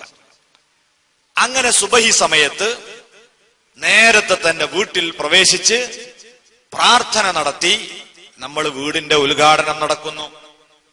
അങ്ങനെ വീട് നിർമ്മാണം കഴിഞ്ഞ് അള്ളാഹുവിന്റെ പേര് പറഞ്ഞ് ആ വീട്ടിലെ നമ്മളതാ താമസം തുടങ്ങിക്കഴിഞ്ഞാൽ ഇനി നമ്മൾ ചിന്തിക്കേണ്ടത് ആ വീടിന്റെ ഭരണം, ആ വീടിന്റെ നിയന്ത്രണമാണ്.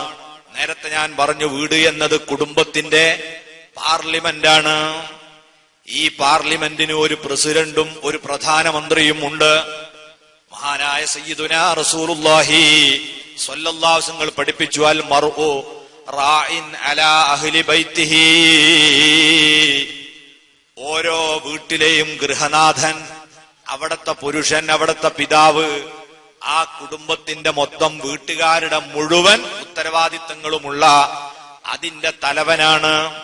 അയാൾക്കാണ് അവിടത്തെ ഭരണ ചുമതല, ആ വീട്ടുകാരുടെ മൊത്തം ഭരണ ചുമതല. അയാൾ നമുക്ക് വീടിന്റെ പ്രസിഡന്റായി കാണാം. ആ വീട്ടുകാരെ ഏത് വിഷയത്തിലും തീരുമാനമെടുക്കുകയും അവരെ മുഴുവനും നിയന്ത്രിക്കുകയും ചെയ്യേണ്ടത് വീട്ടിന്റെ ഉടമസ്ഥനായ അവിടുത്തെ പിതാവാണ്, അവിടുത്തെ ഗൃഹനാഥനാണ്. എന്നാൽ ഇനി ഒരു പ്രധാനമന്ത്രിയെ നമുക്ക് അവിടെ അവരോധിക്കേണ്ടതുണ്ട്. നബി സല്ലല്ലാഹു അലൈഹി വസല്ലം പറയുന്നു, വൽ മർഅതു റായിയത്തുൻ ഫീ ബൈത്തി സൗജിഹാ വവലദിഹി. വീട്ടിലെ സ്ത്രീ അഥവാ ഉമ്മ, അവരാണ് വീടിന്റെ ഭരണാധികാരി. വീട്ടുകാരെ ഭരിക്കേണ്ടത് ആരാന്നാ നേരത്തെ പറഞ്ഞത്? അവിടുത്തെ പുരുഷനാണ്. എന്നാൽ വീട് ഭരിക്കേണ്ടത് ആരാ? അത് അവിടുത്തെ ഉമ്മയാണ്, അവിടുത്തെ ഭാര്യയാണ്, അവിടുത്തെ സ്ത്രീയാണ്. അതോടൊപ്പം അവർക്ക് ഭരിക്കാൻ ഒരു ടീമിനെയും കൂടി അള്ളാഹു കൊടുത്തു, വലദിഹി. ആ ഉമ്മാക്ക് എന്റെ ഭർത്താവിലൂടെ ഉണ്ടായ മക്കൾ, ആ കുട്ടികളെയും ഉമ്മ ഭരിക്കാം. ബാക്കിയുള്ളവർ ഉമ്മ ഭരിക്കാൻ നിന്നാൽ അവര് വഴങ്ങൂല. അങ്ങനെയാണ് പ്രകൃതി, അതാണ്. അപ്പൊ ഉമ്മാക്ക് ഭരിക്കാനുള്ളത് വീടും ആ വീട്ടിലെ മക്കളുമാണ്. ഈ രണ്ട് വിഭാഗവും വീടുമായി ബന്ധപ്പെട്ട വിഷയത്തിൽ അവരുടെ ഡ്യൂട്ടി എന്താണെന്നറിയുകയും അവരുടെ ഇടപെടലുകൾ സജീവമാക്കുകയും ചെയ്താൽ നേരത്തെ അള്ളാഹു പറഞ്ഞ ശാന്തി നിറഞ്ഞു നിൽക്കുന്ന ഭവനങ്ങളായി നമ്മുടെ വീട് മാറും. ഒന്നാമതായി വീട്ടിന്റെ ഭരണാധികാരി നമ്മൾ പറഞ്ഞു, അത് ഉമ്മയാണ്. ആ ഉമ്മാക്ക് ചെയ്തു തീർക്കേണ്ട ഒരുപാട് ജോലിയുണ്ട്. നല്ല ഒരു വീട്, ആ വീട്ടിൽ നിന്നാണ് നല്ല സമൂഹത്തെ നമ്മൾ സംസ്കരിച്ചെടുത്തുകൊണ്ടിരിക്കുന്നത്. എല്ലാ കുടുംബങ്ങളും നല്ല കുടുംബമാകുമ്പോഴാണ് നല്ല സമൂഹം ഉണ്ടാകുന്നത്.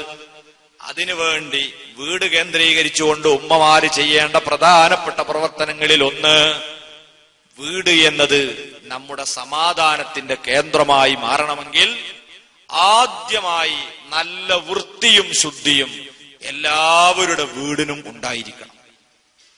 എന്തുകൊണ്ടാണ്? വൃത്തിയില്ലാത്ത അന്തരീക്ഷം, ആ അന്തരീക്ഷം തന്നെ നമ്മളെ സമാധാനം കെടുത്തും. നിങ്ങൾ നോക്കൂ, നമ്മൾ നല്ല ഒരു ഡ്രസ്സൊക്കെ ധരിച്ചുകൊണ്ട് ഇറങ്ങിയിട്ട് ഒരു KSRTC ബസ്സിലോ മറ്റോ കയറി ഒന്ന് ചാരി, അപ്പോഴാരെന്ന് പറഞ്ഞു പുറത്തെന്തായത്, സുബ്ഹാനല്ലാഹ്. ഇനി അന്ന് അയാൾക്ക് ആ ഡ്രസ്സ് മാറാതെ ടെൻഷൻ തീരുവോ?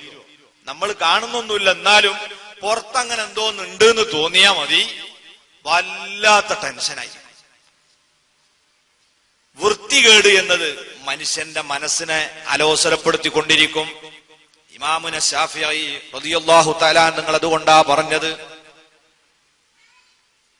വൃത്തി എന്ന് പറയുന്നത് അത് മനുഷ്യന് സമാധാനം തരും, അവന്റെ ടെൻഷൻ അകറ്റും.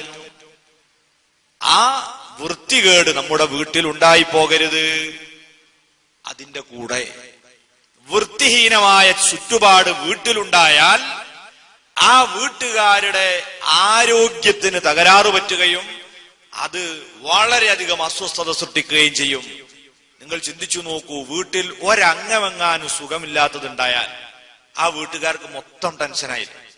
ഏതെങ്കിലും ഒരു കുട്ടിക്ക് സുഖമില്ലെങ്കിൽ വല്ല സമാധാനവും നമുക്കുണ്ടോ? ഇല്ല.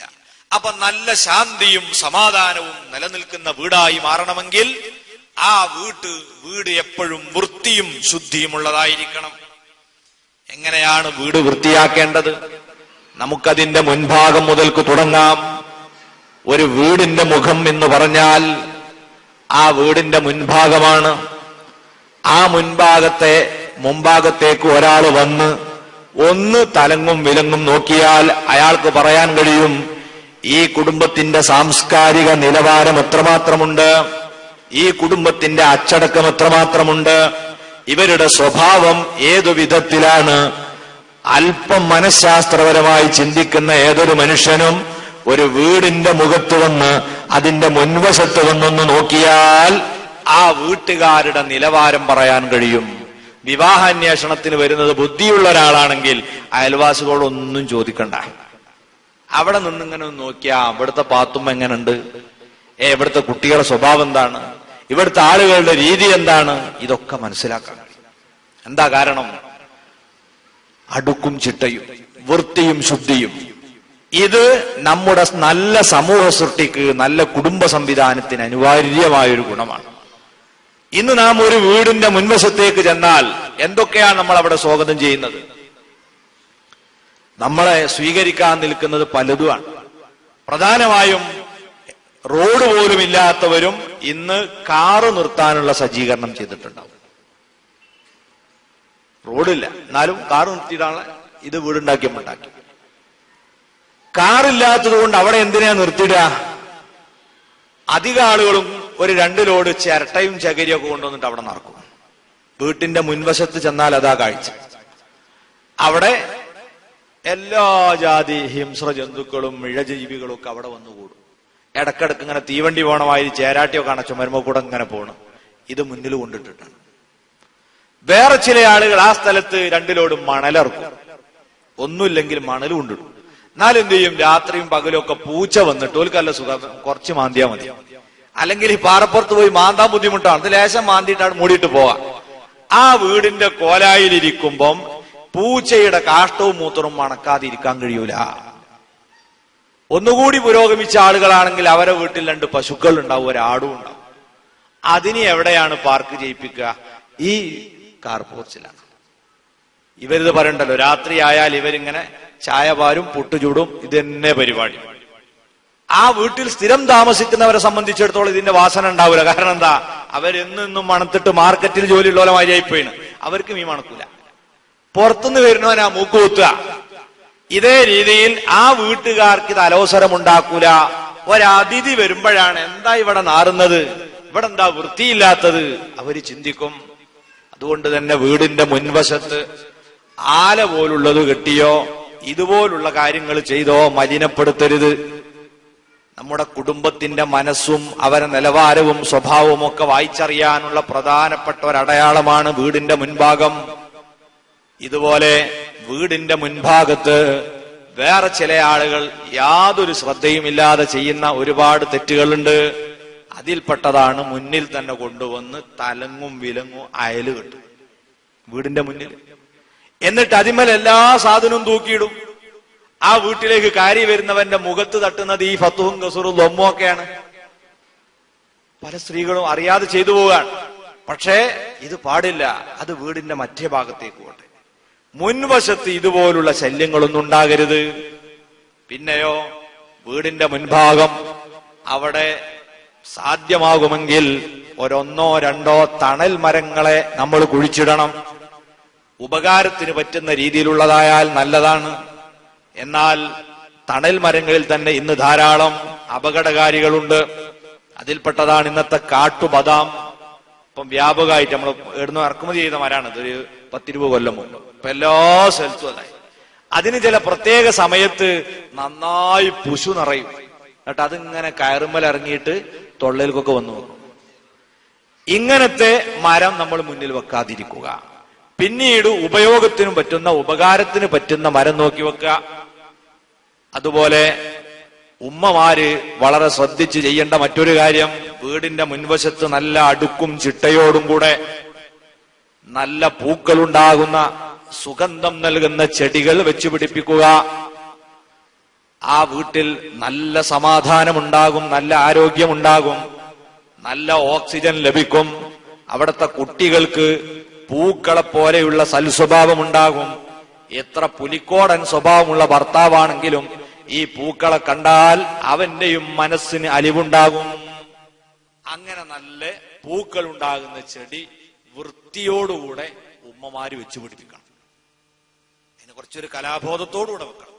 ചില ആളുകൾ ചെടി വെക്കും, അത് കാടായി മാറും. അങ്ങനെ ആവരുത്. അത് കുഴിച്ചിട്ട് കണ്ടാൽ തന്നെ അതൊരു മനഃപൂർവ്വം വെച്ചാന്ന് തോന്നണം.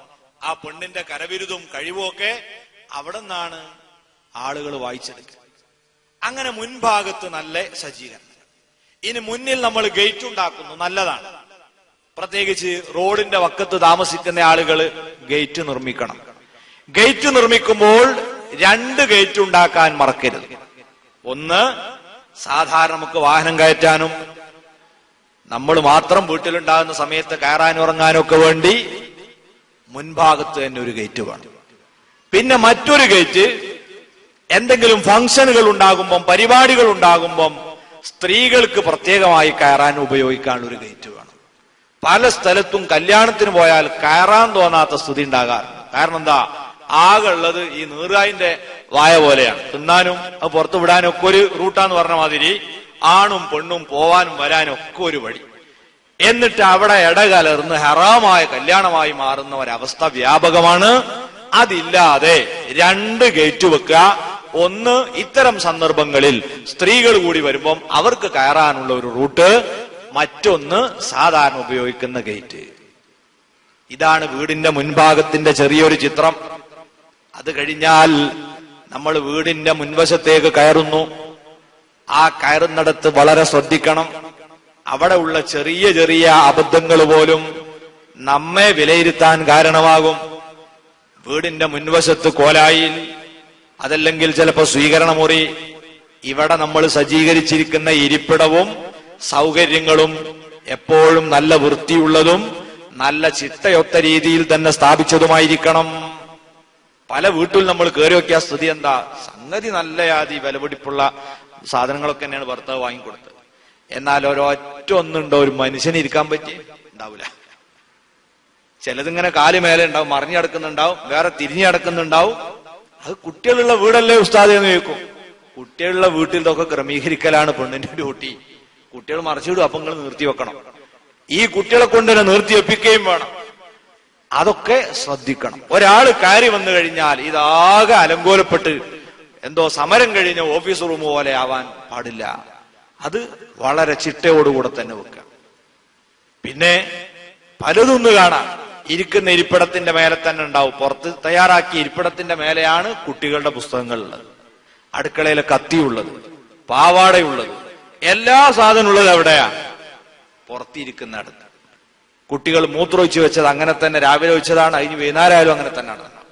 ഇങ്ങനെയൊക്കെ ആയാൽ നമ്മുടെ ആ വീടിനെ സംബന്ധിച്ചും വീട്ടുകാരെ സംബന്ധിച്ചും അവിടെ കയറി വരാൻ ഇടവന്ന ഒരാൾ എന്തു മനസ്സിലാക്കും? അതുകൊണ്ട് വളരെയധികം ചിട്ടയോടുകൂടെ വൃത്തിയോടുകൂടെ നമ്മൾ സൂക്ഷിക്കണം. ഇനി നമ്മുടെ റൂമുകൾക്കകത്ത് നാം എപ്പോഴും വൃത്തി പാലിച്ചിരിക്കണം. വൃത്തിയുടെ കാര്യം പറയുമ്പോൾ ചെറിയ കുട്ടികൾ ഉണ്ടാകുന്ന കേന്ദ്രമാണ് വീട്. അവരെപ്പോഴും വീട്ടിന്റെ ഉള്ളിലാണ്. അവർ ഭക്ഷണം കഴിക്കുന്നതും വിസർജിക്കുന്നതും ഒക്കെ അകത്തളങ്ങളിലായിരിക്കും. അങ്ങനെ ഒരു കുഞ്ഞ് നമ്മുടെ വീട്ടിൽ മൂത്രമൊഴിച്ചാൽ ആ മൂത്രം വൃത്തിയാക്കേണ്ടത് എങ്ങനെയാണെന്ന് ഒരു ഉമ്മ പഠിച്ചിട്ടില്ല എങ്കിൽ ആ ഉമ്മ ചെയ്യുന്ന തെറ്റുകൊണ്ട് ആ കുടുംബത്തിന്റെ മുഴുവൻ ഇബാദത്ത് ബാത്തിലായി പോകും.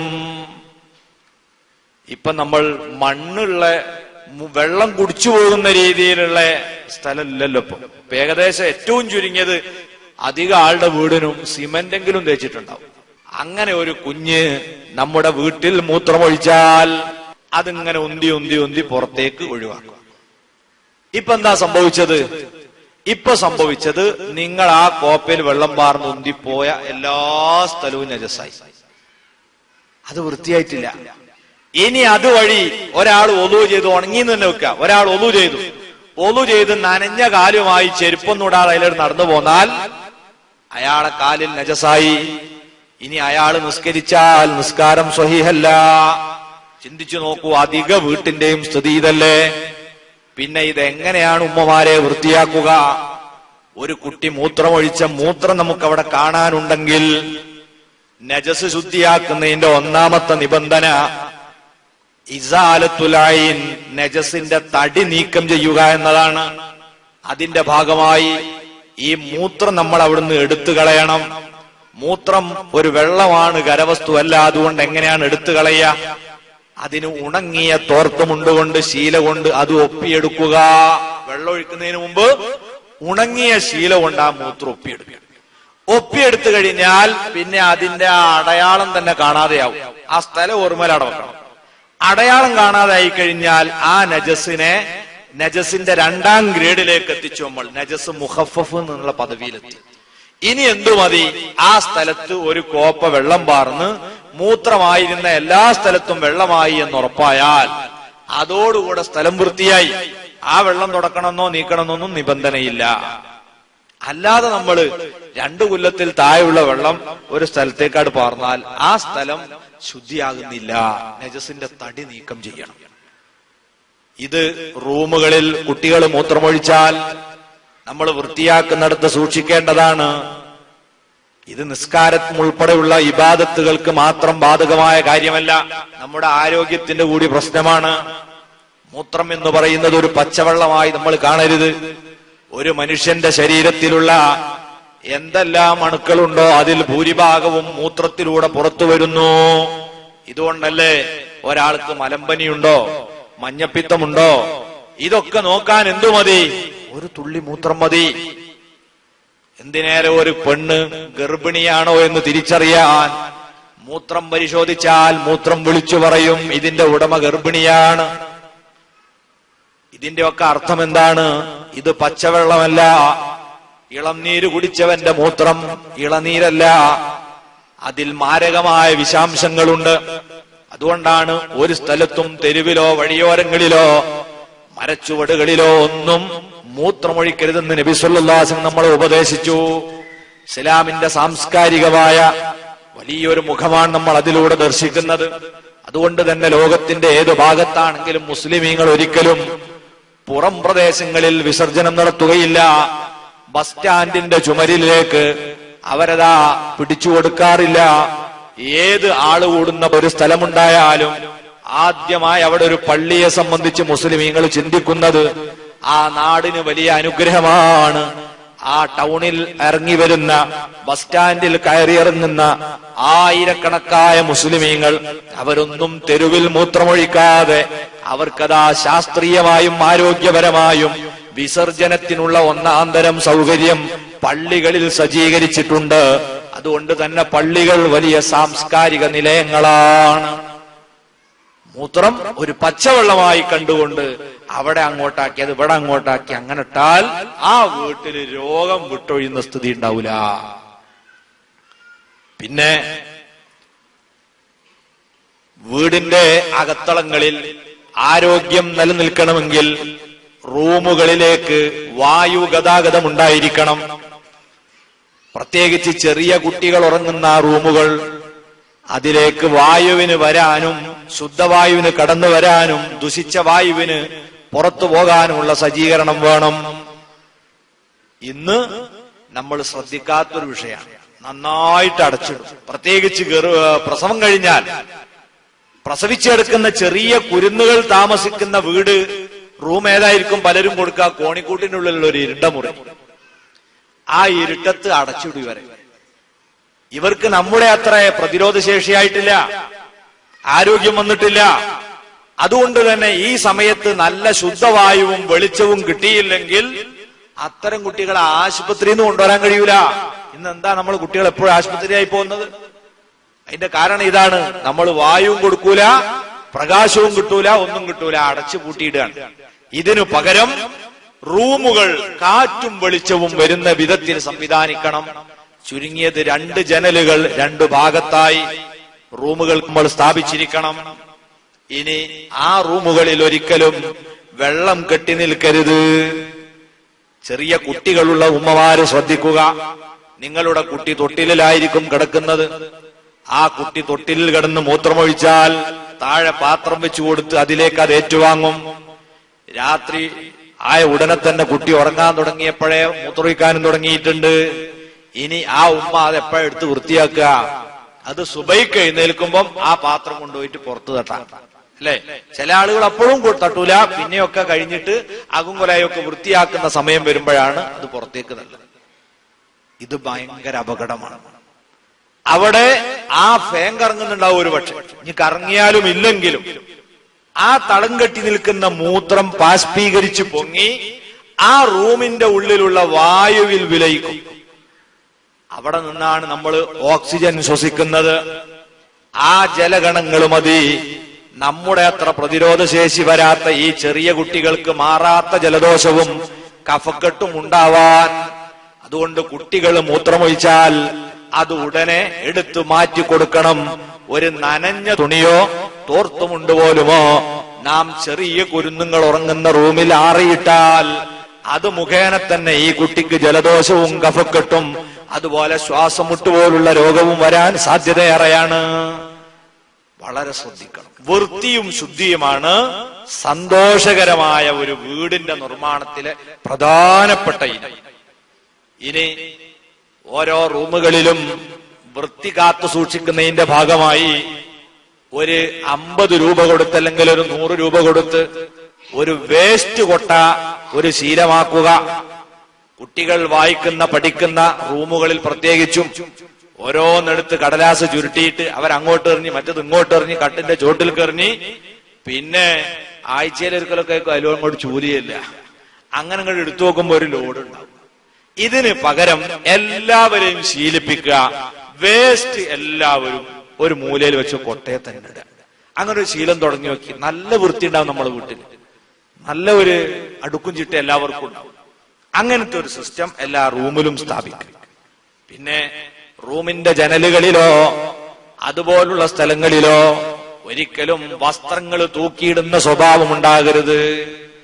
അതൊക്കെ അവിടുത്തെ ആരോഗ്യകരമായ അന്തരീക്ഷം നഷ്ടപ്പെടുത്തും. ഇതിന്റെ പുറമെ നമ്മൾ വീടിന്റെ പ്രധാനപ്പെട്ട ആരോഗ്യം നമ്മൾ ശ്രദ്ധിക്കേണ്ട ഒരു സ്ഥലം വീട്ടിന്റെ ടോയ്ലറ്റുകളാണ്. അത് എല്ലാ ദിവസവും കഴുകണം. കഴുകിയാൽ പോരാ, അണുക്കളെ നശിപ്പിക്കുന്ന എന്തെങ്കിലും മരുന്നുപയോഗിച്ച് തന്നെ കഴുകണം. അത് ആഴ്ചയിലൊന്നു പോരെ, വലിയൊരുനാൾ വരുമ്പം പോരെ, അതൊന്നും പോരാ, എല്ലാ ദിവസവും കഴുകണം. കാരണം നേരത്തെ ഞാൻ പറഞ്ഞു, നമ്മൾ ഈ മൂത്രമൊഴിക്കുമ്പം എന്തെല്ലാം സാധനങ്ങൾ നമുക്കെങ്ങാനും ഒന്നാവത്താല ഇതിനേക്കാൾ വലിയ കാഴ്ച നിന്നിരുന്നെങ്കിൽ മൂത്രപ്പുരക്ക് കാലടെടുത്ത് വെക്കൂല നമ്മൾ. ഈ അണുക്കളെ തന്നെ കണ്ട് നമ്മൾ പേടിച്ചോടും. പിന്നെയല്ലേ മൗവശയാത്തിനാണുള്ളത്, പിശാചിന്റെ സങ്കേതവും കൂടിയാണ് ഇത് മൂത്രപ്പുര എന്ന് പറഞ്ഞത്. ശൈത്താനെ കാണാനും കൂടിയുള്ള കണ്ണുള്ളത് തന്നിരുന്നെങ്കിലോ വാതില് തുറന്നാൽ നമ്മൾ പുറത്തുനിന്ന് മൂത്രമൊഴിച്ചു ശൈത്താന്മാരെ നേരിട്ട് കണ്ടിട്ടേ. അല്ലാഹു തആല ചെയ്ത ഒരു അനുഗ്രഹമാണ് ചിലതൊന്നും കാണാൻ സമ്മതിക്കാതിരുന്നത്. അത്ര അപകടകാരികളുടെ കേന്ദ്രമാണ് ഈ ടോയ്ലറ്റ് എന്ന് പറയുന്നത്. അവിടെ പതിയിരിക്കുന്ന അണുക്കളെ നമുക്ക് കണ്ടെത്താൻ കഴിഞ്ഞുകൊള്ളണമെന്നില്ല. അതിനാൽ എല്ലാ ദിവസവും അവിടെ നമ്മൾ ശുചീകരിക്കുക, വൃത്തിയാക്കുക. കുട്ടികളൊക്കെ ശീലമാക്കണം വിസർജനാനന്തരം വെള്ളമൊഴിക്കുന്ന കാര്യത്തിൽ ഉമ്മമാരുൾപ്പെടെയുള്ളവർ ജാഗ്രത പുലർത്തണം.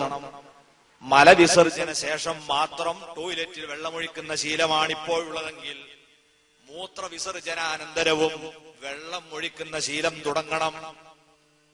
നമ്മൾ വിചാരിക്കുന്ന മറ്റേലിപ്പോ കാണാണ്ടാവും.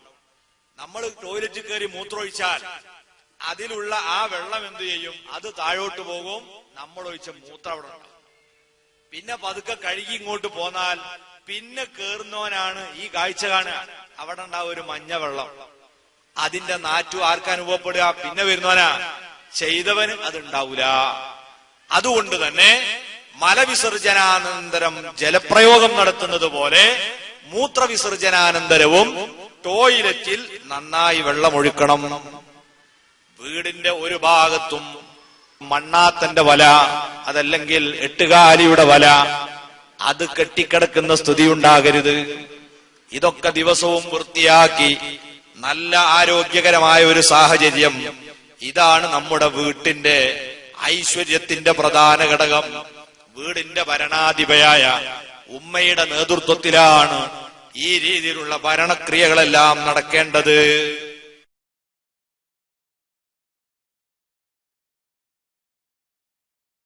ഇനി നിങ്ങൾ ചിന്തിക്കുക, മറ്റൊന്ന് പ്രധാനമായി വീട്ടിലുള്ള വസ്ത്രങ്ങൾ അത് വൃത്തിയോടെ അടുക്കും ചിട്ടയും പാലിച്ചുകൊണ്ടായിരിക്കണം. അയലിന്റെ കാര്യം നേരത്തെ നമ്മൾ പറഞ്ഞു. ഇതുപോലെ ആറിയിടുന്ന ഉടയാടകൾ, പ്രത്യേകിച്ച് മഴക്കാലത്ത് അതിന് പുറത്ത് മഴ പെയ്തിട്ട് അകത്തായിരിക്കും ഇതൊക്കെ ചെയ്യാം. അപ്പൊ തൽക്കാലം എന്ന് പറഞ്ഞിട്ട് റൂമിലൊക്കെ തലങ്ങും വലങ്ങും അയല് കെട്ടിയിട്ടുണ്ടാവും, അതിമേലോ ആറിട്ടതിന്റെ മേലെ വേറെയും ആറിയിട്ടിട്ടുണ്ടാവും. അങ്ങനെ ഒന്നായിട്ട് കൂട്ടിയിട്ട് നന്നായി ഉണങ്ങുന്നതിന് മുമ്പ് അതെടുത്ത് മടക്കി പെട്ടിയിലോ അൾമറയിലോ ഒക്കെ വെച്ചാൽ പിന്നെ അത് ഇട്ട് പോകുമ്പോഴാണ് അതിന്റെ ദുർഗന്ധം ഉണ്ടാകുക.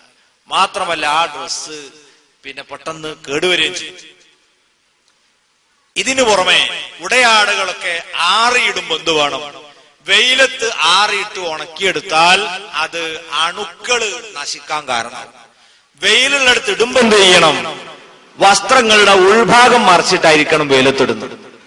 പുറംഭാഗം വെയിലത്തിട്ടാൽ ആ ഭാഗം പെട്ടെന്ന്, ചില വസ്ത്രങ്ങൾ പ്രത്യേകിച്ചും അതിന്റെ ക്വാളിറ്റി നഷ്ടപ്പെടും, അതിന്റെ നിറമൊക്കെ പോകും. അപ്പം ഉൾഭാഗം മാത്രം വെയിൽ കൊള്ളുന്നിടത്തിടുക. അങ്ങനെ വസ്ത്രങ്ങളൊക്കെ ഉണക്കിയെടുത്തു കഴിഞ്ഞാൽ ഓരോരുത്തരുടെ വസ്ത്രവും വേറെ വേറെ അടുക്കി വെക്കുക. ചില വീട്ടിൽ രാവിലെ ബഹളം കാണാറുണ്ടല്ലോ. എന്താ കാരണം? ഒരുത്തൻ പറയും എന്റെ പാന്റ് കാണുന്നില്ല, എന്റെ പാന്റാ മറ്റോനെടുത്തെന്ന് വാശി, അല്ല എന്റേതാണ് ഇവന്. അങ്ങോട്ടും ഇങ്ങോട്ടും തർക്കം ബഹളം ഉണ്ടാകുന്നതുകൊണ്ടാ ഇത് ഒന്നായിട്ട് അവലുകഞ്ഞിയാണ്, എല്ലാം കൂടി കൊണ്ടുപോയിട്ട് ഒന്നിലിട്ടത്. അത് ഒരുത്തം കണ്ടെടുക്കും, മറ്റത് അങ്ങോട്ട് എടുക്കും, ഇങ്ങനെ ആവും. ഇതിന് പകരം ഒരു ബഹളവും ഇല്ലാത്ത സമാധാനം നിറഞ്ഞ കുടുംബമാവാനും കൂടി അനിവാര്യമാണ് ഓരോരുത്തരുടെയും ഡ്രസ്സുകൾ പ്രത്യേകം പ്രത്യേകം അടുക്കി വെച്ച് ഓരോരുത്തർക്കും നിർദ്ദേശം കൊടുക്കുക. നിന്റേത് ഇവിടെയാണ്, ഇവിടെയാണ്, ഇവിടെയാണ്. ഇങ്ങനെ നല്ല അടുക്കും ചിട്ടയും അവിടെ ഉണ്ടായിരിക്കണം. ഇതിന്റെ പുറമെ നമ്മുടെ വീട്ടിൽ ആരോഗ്യം നിലനിൽക്കണമെങ്കിൽ ആ വീട് കൊതുക് വളർത്ത് കേന്ദ്രമാകാൻ പാടില്ല. ഇന്ന് പല വീട്ടിലും കേറിയാട്ടിയിരുന്നാൽ ഡോക്ടർമാര് വരികയാണ്, നഴ്സുമാര് വരികയാണ്, ഓല് പരിശോധിക്കുന്ന, ഇഞ്ചക്ഷൻ ചെയ്യണ്, നമ്മളിങ്ങനെ ചൊറിഞ്ഞു കൂടാണ്. എന്തുകൊണ്ടാണ് ഇത്രയും അധികം കൊതുകുകൾ പെരുകുന്നത്? അവിടെ വീട് ഭരിക്കുന്നവർ ജാഗ്രത പാലിക്കാത്തത് കൊണ്ടാണ്. വീട്ടിന്റെ അകത്തോ പുറത്തോ വെള്ളക്കെട്ടുകൾ ഉണ്ടാകരുത്. ജലജന്യ രോഗങ്ങളിൽ പ്രധാനപ്പെട്ട ചിക്കുൻകുനിയ, അതുപോലെ ഡെങ്കിപ്പനി, മലമ്പനി ഉൾപ്പെടെയുള്ള ഈ രോഗങ്ങൾ മുഴുവനും മാരകമാണ്. പലപ്പോഴും യഥാസമയത്ത് കണ്ടെത്താതെ പോയാൽ മരണത്തിൽ കലാശിക്കുന്ന രോഗങ്ങളാണ്. ഈ രോഗങ്ങളുടെ നിർമ്മാർജ്ജനത്തിനുള്ള പ്രധാന വഴി കൊതുകുകളുടെ നശീകരണം തന്നെയാണ്. കൊതുകുകളെ നശിപ്പിക്കാൻ എന്താണ് മാർഗം? കൊതുകിന് വളരാനുള്ള സൗകര്യം കൊടുക്കാതിരിക്കുക. എന്നാ പെട്ടെന്ന്, അല്ലാതെ ചുമരുമൽ വെച്ച് ഓരോ കൊതുകിന് ഇങ്ങനെ വരച്ചിട്ടാല് നമ്മളെ വീട് കേടുക എന്നല്ലാതെ കൊതുക് തീരൂല. കൊതുക് തീർന്നു പോകണമെങ്കിൽ അവർക്ക് താമസിക്കാനുള്ള സൗകര്യം വീട്ടിന്റെ അകത്തും പുറത്തും ഉണ്ടാകരുത്. വീട്ടിന്റെ അകത്തുണ്ട് നല്ലൊരു താവളം. നിങ്ങൾ ആരും അത് കണ്ടിട്ടില്ല. ഇനി നാളെ ഒന്ന് പോയിട്ട് നോക്കാം. ഏതാണ് ആ താവളം എന്നറിയോ നിങ്ങൾക്ക്? നിങ്ങളെ ഫ്രിഡ്ജിന്റെ അടിഭാഗത്തുള്ള ട്രേ അതൊന്ന് എടുത്തു നോക്കൂ. അതിലാണ് ഈ കൊതുകുകൾ നല്ലൊരു ഭാഗം മുട്ടയിട്ട് വളർന്നു വലുതാകുന്നത്. ഇത് ചുമരിന്റെ അടുപ്പ് അങ്ങോട്ട് അടുപ്പിച്ച് ബാഗ് കൂടെ പോയിട്ട് ഇത് എടുക്കണ്ടേ? അതെടുക്കാൻ കഴിയില്ല. നമ്മളെ ഫ്രിഡ്ജിന്റെ അകത്ത് കരണ്ട് പോയാൽ അവിടെ അട്ടിപ്പിടിച്ചു നിൽക്കുന്ന ആ ഐസും കട്ടകളൊക്കെ ഒരുകി ഒരുക്കും. അതിന് ചെന്ന് നിൽക്കാൻ വേണ്ടിയാണ് ആ ബാക്കിൽ പാത്രം വെച്ചത്. അത് നിറയുമ്പോൾ നമ്മൾ എടുത്തു മാറ്റി കൊടുക്കണം. പക്ഷെ അതാരും എടുത്തു നോക്കില്ല. അവിടെയാണ് നല്ലൊരു ഭാഗം കൊതുകുകൾ വളരുന്നത്. വാതിലൊക്കെ അടച്ച് ജനാലൊക്കെ അടച്ചിട്ടുണ്ട്. പിന്നെന്താ ഈ നേരത്തെ ഇവിടെ ഒരു കൊതു?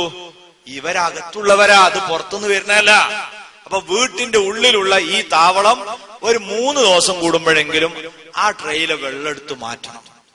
ഇതുപോലെ നിങ്ങൾക്കൊരു പക്ഷെ കണ്ടാൽ കൊതുക് വളർത്ത് കേന്ദ്രാന്ന് തോന്നൂല. വീടിന്റെ മുൻവശത്ത് വെച്ച പൂച്ചട്ടിയാണ്.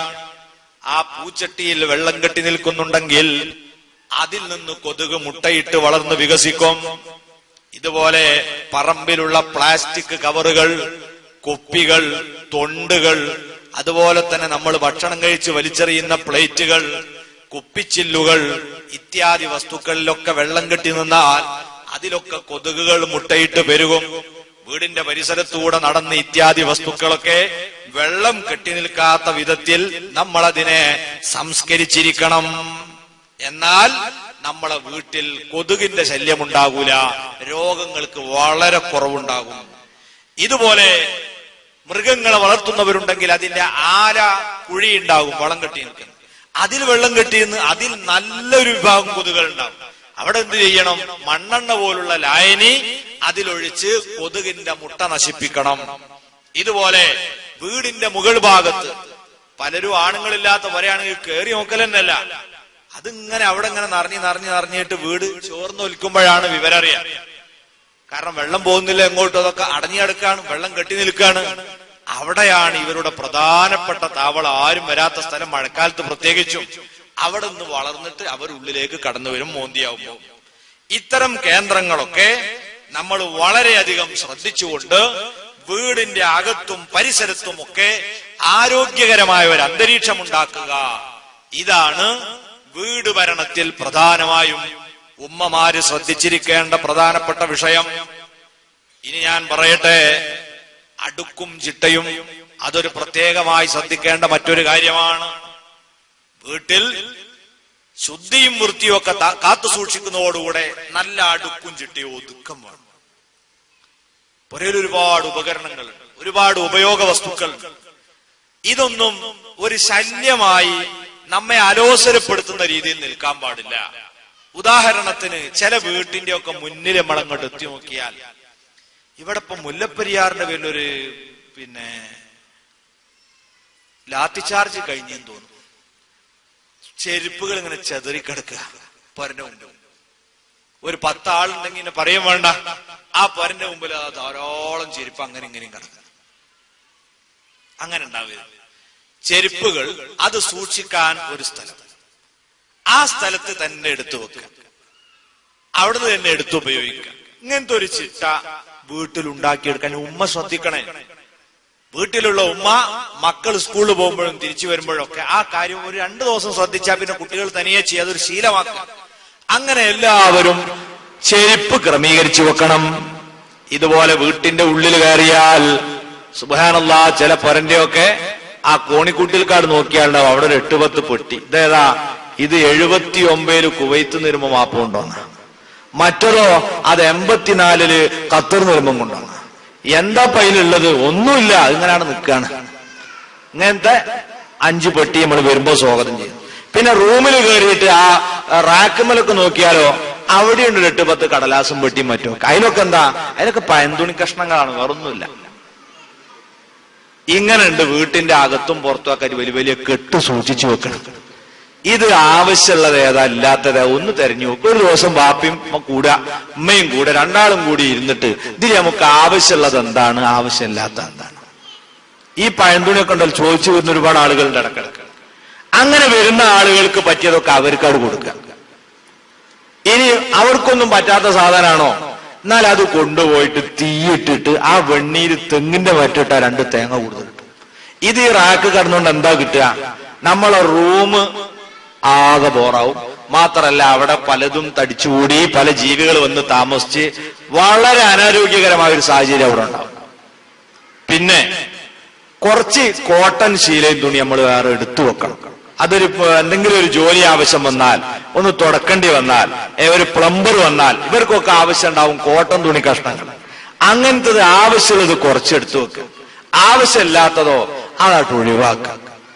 ഹബീബായ നബി സല്ലല്ലാഹു അലൈഹി വസല്ലം പറഞ്ഞു, വമിൻ ഹുസ്നി സലാമിൽ മർഇ തർക്കു മാ ലാ യഅനി. ഒരു മനുഷ്യൻ മുസ്ലിമായി കഴിഞ്ഞാൽ അവനിൽ ഉണ്ടാകേണ്ട നന്മകളിൽപ്പെട്ട ഒരു വിഷയമാണ് ആവശ്യമില്ലാത്തതെല്ലാം ഉപേക്ഷിക്കുക. ആവശ്യമില്ലാത്ത പിന്നെ ഇങ്ങനെ കെട്ടിപ്പിടിച്ചു കൊണ്ടടക്കണ്ട, അതാട്ടോ കെട്ടും പാണ്ടും.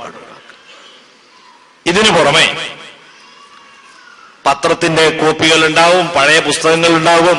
ഇതൊക്കെ ഈ അണ്ണാച്ചിലൊക്കെ വരുമല്ലോ, പഴയ ബുക്കുണ്ടാവും, ആ തൂക്കി വിറ്റേക്ക്. ഇതിങ്ങനെ കാത്ത് അതിന് കാവല് നിന്ന് അത് അങ്ങോട്ടായി ഇങ്ങോട്ടായി വീട് വൃത്തികേടാകുന്ന ഒരു സ്ഥിതി ഉണ്ടാവില്ല. പിന്നെ പല വീട്ടിൽ നമ്മൾ രാവിലെ കയറി നോക്കുമ്പോൾ ഭയങ്കര ബഹളം. ഒരു കുട്ടി നിലവിളിച്ചു പറയുന്നു, ഉമ്മാ എന്റെ അമലിയാത്ത് കാണുന്നില്ലോ. അപ്പൊ വേറൊരു കുട്ടി പുറത്തുനിന്ന്, ഉമ്മ എന്റെ അഖലാക്ക് കാണാനില്ല. മറ്റൊരു കുട്ടിന്റെ ഇംഗ്ലീഷ് ബുക്ക് പോയി, എന്റെ ഹിന്ദിയിലെ പോയത് എനിക്കറിയില്ല. 4 മക്കള് 4 ഭാഗത്തുനിന്ന് രാവിലെ തന്നെ പാടും. ഇതെന്തുകൊണ്ടാണെന്നറിയങ്ങള്? ഇതിങ്ങനെ കെട്ടും പാണ്ടോട്ട് വരികയാണ് സ്കൂളിൽ നിന്ന്. അത് വന്നിട്ട് കോലായ്മയിൽ എറിഞ്ഞിട്ട് ഒരൊറ്റ പോക്ക. ഓൽക്ക് തിരക്കാണ്, ഒരു കളി പ്ലാൻ ചെയ്തിട്ട് പോന്ന. പിന്നെ അത് അവിടെ ഉണ്ടാവുമ്പോ ചെറിയ കുട്ടി ഉണ്ടാകുമ്പോ ഒരേലും ഓന്റെ വക ഒന്ന് എടുത്ത് തുറന്നു നോക്കിയിട്ട് ഒരു ബുക്ക് അങ്ങോട്ട് മറ്റും ഇങ്ങോട്ട് പെൻസിൽ ഇങ്ങോട്ട്. പിന്നെ ഇതൊന്നും കാണൂല. പിന്നെ രാത്രിയത്തെ വായനൊക്കെ നമുക്കറിയില്ല. ഇപ്പൊ നമ്മളെ കുട്ടികൾ നമ്മളെ പറ്റിക്കുന്ന ഒരു വായനയാണ്. വാപ്പ ഇങ്ങനെ നോക്കുന്നുണ്ട്, ഉമ്മ നോക്കുന്നുണ്ടെങ്കിൽ യാസീൻ, വാപ്പ നോക്കിയാൽ വൈലൈ തുർജഊൻ, യാസീൻ കഴിഞ്ഞ് വാപ്പേ ഉമ്മേ. ഇതാ ഇപ്പൊ നമ്മളെ കുട്ടികളെ വായന. ഇവര് രാത്രി നോക്കുക. പിന്നെ പിറ്റേന്ന് സ്കൂളിൽ പോകുമ്പോഴാണ് ഇവന്റെ പെന്നും പുസ്തകവും മറ്റുമൊക്കെ തരിക. അപ്പൊ ഇത് കാണുമോ? ഇത് മറ്റോനെടുത്ത് അപ്പുറത്തും പുറത്ത് ഇട്ടിട്ടില്ലേ? അതിനെന്ത് ചെയ്യണം? ഉമ്മയാണ് വീടിന്റെ താരം. ഉമ്മ വേഗം കുട്ടികൾ എറിഞ്ഞു പോകുമ്പോ ഓനെ കൊണ്ട് തന്നെ എടുപ്പിക്കാം. ഓരോ കുട്ടികൾക്കും അവരെ പുസ്തകം വെക്കാൻ ഒരു സ്ഥലം നമ്മൾ നിർണയിച്ചു കൊടുക്കണം. ആ സ്ഥലത്ത് മാത്രമേ നിന്റെ പുസ്തകം വെക്കാവൂ. അവിടെ നീ എടുക്കാവൂ. എടുത്താൽ അവിടെ തന്നെ തിരിച്ചു കൊണ്ടുവെക്കണം. നിന്റെ ഡ്രസ്സ് ഈ അയലിലെ തൂക്കിയിടാവൂ. അവിടെ നീ എടുക്കാവൂ. ഉപയോഗം കഴിഞ്ഞാൽ അവിടെ തന്നെ കൊണ്ടുവെക്കണം. ഇങ്ങനെ ഒരു ശീലം വീട്ടിലെ എല്ലാ കുട്ടികളിലും ഉണ്ടാക്കിയെടുത്താൽ ആ വീട്ടിൽ നല്ല അച്ചടക്കം നിലനിൽക്കും. അവിടെ ഒരിക്കലും അടുക്കും ചിട്ടയുമില്ലാത്ത ഒരു സ്ഥിതി ഉണ്ടാവുകയില്ല. ഇതിന്റെ പുറമെ ഇനി വീട്ടിൽ ധാരാളം ഗൃഹോപകരണങ്ങൾ വേണം. ആ ഗൃഹോപകരണങ്ങളൊക്കെ നമ്മൾ വാങ്ങിവെക്കണം. ഇല്ലാത്തവരൊക്കെ വാങ്ങണം. അത് നമുക്ക് നിർബന്ധമാണ്. നമ്മളെ അയൽവാസികൾക്ക് ആവശ്യമുണ്ടെങ്കിൽ കൊടുക്കാൻ എന്ന നിയ്യത്തോടുകൂടെയെങ്കിലും വാങ്ങിവെക്കണം. നമ്മൾ കൈക്കോട്ടെടുത്ത് കൊത്തലൊന്നുമില്ല. എന്നാലും അയൽവാസി വന്ന് ചോദിക്കുക അവിടെ കൈക്കോട്ടുണ്ടോ? ഇല്ല എന്ന് പറഞ്ഞ സ്ഥിതി ഉണ്ടായത് നമ്മൾ എടുത്തു വാങ്ങി വെക്കണം. വിശുദ്ധ ഖുർആനിൽ അല്ലാഹു പഠിപ്പിച്ചിട്ടുണ്ട്, അറഅയ്തല്ലദീ യുകദ്ദിബു ബിദ്ദീൻ. ഈ ഭൗതിക ലോകത്തെ ജീവിതത്തിന് പരലോകത്ത് പ്രതിഫലം കിട്ടുമെന്ന യാഥാർത്ഥ്യത്തെ നിരാകരിക്കുന്നവരാരാണെന്നറിയാമോ എന്ന് ചോദിച്ചിട്ട് 5 സ്വഭാവക്കാരെ അല്ലാഹു പരിചയപ്പെടുത്തുന്നുണ്ട്. അതിൽ അവസാനം പറഞ്ഞത് വയംനഉനൽ മഊൻ, ഗൃഹോപകരണങ്ങൾ വായ്പ ചോദിച്ചു വന്നാൽ അത് കൊടുക്കാൻ തയ്യാറാകാത്തവരാകുന്നു. അവര് പരലോകത്ത് ഈ ജീവിതത്തിന് കൂലിണ്ട് എന്നുള്ളത് ശരിക്കും ബോധ്യപ്പെടാത്തവരാ. അല്ലെ, നമ്മളൊക്കെ വീട്ടിൽ ഇപ്പൊ എന്താ സ്ഥിതി? ആ മഴയൊന്ന് തരുമെന്ന് ചോദിച്ചു എന്നാൽ എന്താ പറയാ? അതിന്റെ താഴെ പൊട്ടിക്കിടക്കാണല്ലോ, അല്ലെ?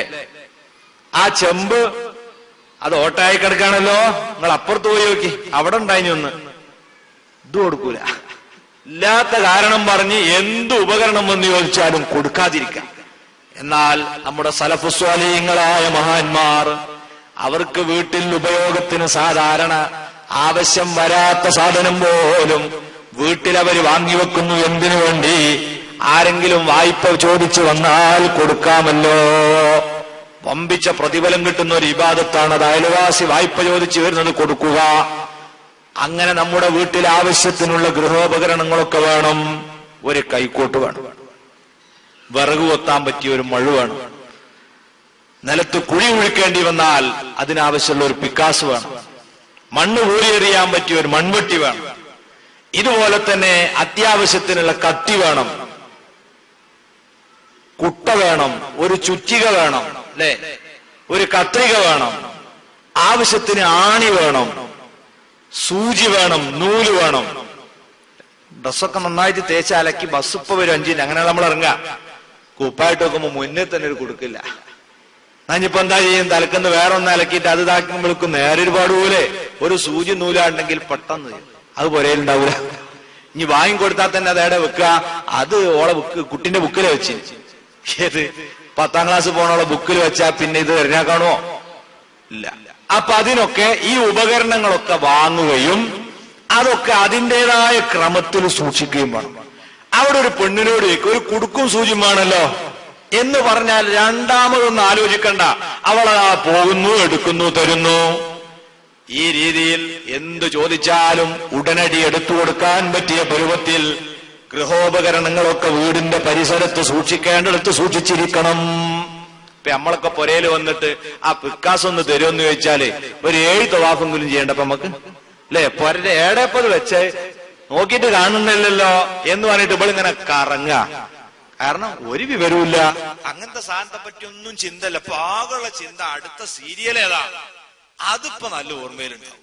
ബാക്കി ഇങ്ങനത്തെ വിഷയങ്ങൾ ആരെങ്കിലും വന്ന് ചോദിച്ചാൽ ചോദിച്ചോ മാനം കെട്ടി ചോദിക്കണ്ടില്ലേ എന്നായിപ്പോ ഒരു സാധനം എവിടെ ഓർമ്മ ഉണ്ടാവില്ല. ഇതല്ല, എല്ലാ സാധനവും വേണം, ഓരോന്നും അതിൻ്റെതായ സ്ഥലത്ത് വെക്കണം. സൂചി നൂലൊക്കെ വെക്കേണ്ടി അങ്ങനത്തെ സ്ഥലത്താണ്. അത് അവിടെ കൊണ്ടുപോയി വെക്കരുത്. കൊട്ടയും മഴവും കൈക്കോട്ടും വെക്കുന്നിടത്ത് കൊണ്ടുപോയി വെക്കരുത്. അതിന് പറ്റിയ സ്ഥലത്ത് തന്നെ ഓരോന്നും വെക്കുക. ഇതുപോലെ നമ്മുടെ വീട്ടിലെ പ്രധാനപ്പെട്ട പല രേഖകളുണ്ട്. നിങ്ങൾ ആലോചിച്ചു നോക്കൂ. ഇപ്പം തന്നെ ഞാൻ ചോദിക്കുകയാണ്, നിങ്ങളെ വീടിന്റെ പ്രധാനപ്പെട്ട പറമ്പിന്റെ ആധാരം എവിടെയാണുള്ളത് എന്ന് പെട്ടെന്നൊരാൾ ചോദിച്ചാൽ പറയാൻ കഴിയുന്നവർ എത്ര പേരുണ്ടാവും? അത് ആ മേശയിലോ ഈ മേശയിലോ ആ വെൽപ്പിലോ ഈ വെൽപ്പിലോ, അല്ലെ? എന്തായാലും ഒരു 3-4 വട്ടം ചിന്തിക്കണം. ഓർമ്മല്ല. ഒരു കുട്ടി ജനിച്ചാൽ വളരെ പെട്ടെന്ന് ജനന സർട്ടിഫിക്കറ്റ് വാങ്ങണം. അത് വാങ്ങിയാൽ എവിടെ സൂക്ഷിക്കുക? ഒരു ബോധമില്ലെന്ന്. പലയിടത്തും ആണുങ്ങളില്ലല്ലോ വീട്ടില്, സ്ത്രീകൾ വാങ്ങിക്കൊണ്ടുവരും. കൊണ്ടുവന്നിട്ട് വെക്കലെവിടെ? 5ാം ക്ലാസ് പഠിക്കുന്നവന്റെ ബുക്കില്. പിന്നെ ഇവനെ സ്കൂൾ ചേർത്തിന്റെ ഇത്ര 3.5 വയസ്സായിട്ടോ അല്ലെങ്കിൽ 5 വയസ്സായിട്ടായിരിക്കും അപ്പോഴാ തരിക. എവിടെ പോയോ അവന്റെ ബർത്ത് സർട്ടിഫിക്കറ്റ്? അപ്പോൾ പറയും, എനിക്ക് നല്ല ഓർമ്മണ്ട്, ഞാൻ അവന്റെ ഹിന്ദി ബുക്കിലാണേ വെച്ചത്. ആ ഹിന്ദി ബുക്കൊക്കെ അണ്ണാച്ചക്ക് തൂക്കി വിട്ടുപോയി. ഇനി അതിൽ തെരഞ്ഞാൽ കാണൂല. അപ്പൊ എന്ത് വേണം? ഒരുപാട് രേഖകൾ നമ്മൾ പൊരന്റെ ആധാരമുണ്ട്, അതുപോലെ നമ്മുടെ ID കാർഡുകളുണ്ട്, റേഷൻ കാർഡുണ്ട്, ജനന സർട്ടിഫിക്കറ്റ് ഉണ്ട്, SSLC ബുക്കുണ്ട്, നമ്മുടെ ഒക്കെ പിന്നെ പാസ്പോർട്ടുകളുണ്ട്. ഇങ്ങനെ തുടങ്ങിയ ഒരുപാട് രേഖ. നാം കടയിൽ നിന്ന് വാങ്ങുന്ന ഉൽപ്പന്നങ്ങളുടെ വാറണ്ടി പേപ്പറുകളുണ്ട്. ഫ്രിഡ്ജും ഇതൊക്കെ വാങ്ങിക്കൊണ്ട് വെച്ചാൽ അതിന്റെ പേപ്പർ സൂക്ഷിക്കണം. കാരണം ചിലപ്പോ പിറ്റേന്ന് കേടുവരും. അന്ന് തന്നെ നമ്മൾ അവിടെ പോയിട്ട് പറഞ്ഞിട്ട് കാര്യമില്ല. അവരാദ്യം ചോദിച്ചാണ് വാറണ്ടി പേപ്പർ. അത് ഞാൻ കാത്ത് പൊളിച്ചപ്പോ അടുപ്പിലിട്ടില്ലേ? എന്നാ ഇതും അടുപ്പിലിട്ടാലെന്ന് പറയാള്. അത് മാറ്റിത്തരൂല. അത് തരണമെങ്കിൽ എന്ത് വേണം? ഈ പേപ്പർ സൂക്ഷിക്കണം. അതിന് ഉമ്മമാര് ഭർത്താക്കന്മാരോട് പറയാ, നിങ്ങൾ നല്ലൊരു ഫയല് വാങ്ങിത്തരണം. ഒരു 200 റുപ്യ കൊടുത്താൽ ഒന്നാം തരം ഫയൽ. എത്ര വേണ്ടെങ്കിൽ നിങ്ങൾ 100 റുപ്യ ചെലവാക്കിയാൽ മതി. പ്ലാസ്റ്റിക്കിന്റെ ചട്ടയുള്ള പ്ലാസ്റ്റിക്കിന്റെ കവറുകൾ കൊണ്ടുള്ള ഒരു ഫയൽ. ആ സർട്ടിഫിക്കറ്റുകൾ വെക്കട്ടെ. ആദ്യം മൂത്ത കുട്ടിന്റെ വെക്കുക, അടുത്ത രണ്ടാമത്ത്, മറ്റു മൂന്നാമത്ത്, അങ്ങനെ അതൊരു പരമ്പര. പിന്നെ പാസ്പോർട്ടുകളും റേഷൻ ഷാപ്പിന്റെ കാർഡുകളും മറ്റുള്ളതൊക്കെ ഇങ്ങനെ വഴിക്ക് വഴിയായിട്ട് ഇങ്ങനെ വെച്ചാൽ ആ വീട്ടിലേക്ക് കയറി വരികയാണ് ഒരു ഗവൺമെന്റ് ഉദ്യോഗസ്ഥൻ. ഗവൺമെന്റ് ഉദ്യോഗസ്ഥന്മാർ അടുക്കുഞ്ഞിട്ട് നമുക്കറിയാലോ, നിങ്ങളൊന്ന് പോയി നോക്കി, നിങ്ങൾക്ക് എന്താ വേണ്ടത്? ഒരു വരുമാന സർട്ടിഫിക്കറ്റ് കിട്ടണം. അതിനുവേണ്ടി ഒരു ഗവൺമെന്റ് കേന്ദ്രത്തിൽ കയറി ചെന്നാൽ അവര് തപ്പുന്ന, തെരയുന്ന, അവര് ചെലവാക്കുന്ന തുപ്പല് എത്രയെന്നറിയോ? നിങ്ങട് മറക്കാന് ഏലാന്ന് ഓർമ്മ ഉണ്ടാവില്ല. അവര് നമ്മളെ വീട്ടിൽ വന്നിട്ട് ഇങ്ങനെയൊക്കെ ചോദിക്കും. ആ രേഖയുടെ ഇത് എടന്നൊക്കെ ചോദിക്കുമ്പോ നമ്മളെ ഉമ്മമാർ ഈ ഫയലുമായിട്ട് എടുക്കും. എന്നിട്ട് ഇങ്ങനെ എടുക്കാൻ, നിങ്ങട് മറിക്കുക, എന്താ വണ്ടി എന്ന് വെച്ചിട്ട് എടുത്തു കൊടുത്താൽ എന്തൊരു ഉഷാറുണ്ടാവും. ഇങ്ങനെ ഒരു അടുക്കും ചിട്ടയും. ഇതൊക്കെ ആര് വരുത്തേണ്ടതാണ്? വീട് ഭരിക്കുന്ന ഉമ്മയുടെ ബാധ്യതയാണ്.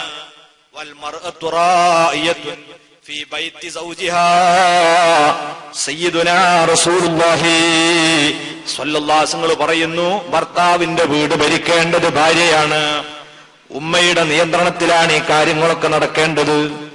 ഇങ്ങനെ വീട്ടിലുള്ള ഓരോന്നിനും പ്രത്യേകമായ അടുക്കും ചിട്ടയും ക്രമീകരണവും തയ്യാറാക്കിയിട്ട് ഒരു അലട്ടലുമില്ലാത്ത, അലോസരവുമില്ലാത്ത, എപ്പോഴും സമാധാനം നിലനിൽക്കുന്ന വീടായി നമ്മുടെ വീടുകൾ മാറണം. അതിന് ഉമ്മമാർ അവരുടെ റോള് നിർബന്ധമായും നിർവഹിച്ചിരിക്കണം.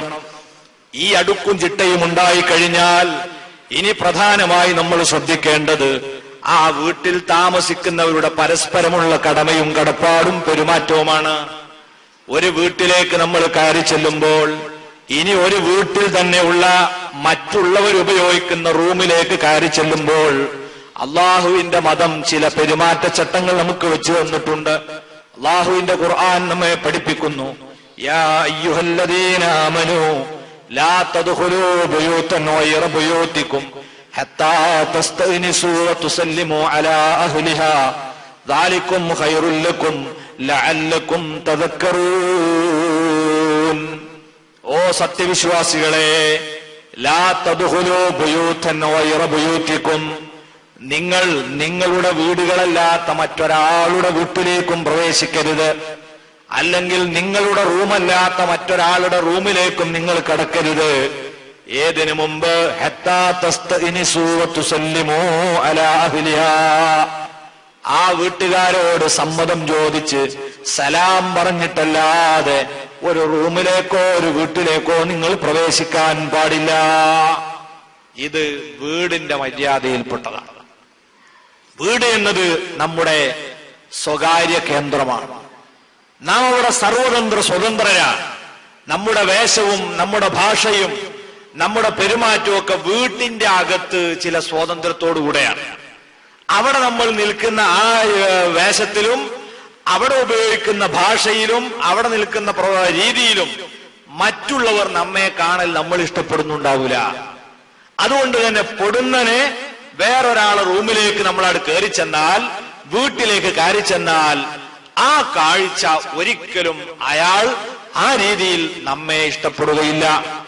അതുകൊണ്ട് തന്നെ സമ്മതം ചോദിച്ച് ഞാനിതാ വരുന്നുണ്ട് എന്ന അറിയിപ്പ് നൽകി ആ വീട്ടുകാരന് നമ്മെ സ്വീകരിക്കാനുള്ള ഒരുക്കത്തിനുള്ള അവസരം നൽകിയിട്ടല്ലാതെ പെട്ടെന്ന് ഒരിക്കലും മറ്റൊരാളെ വീട്ടിലേക്ക് കടക്കാൻ പാടില്ല.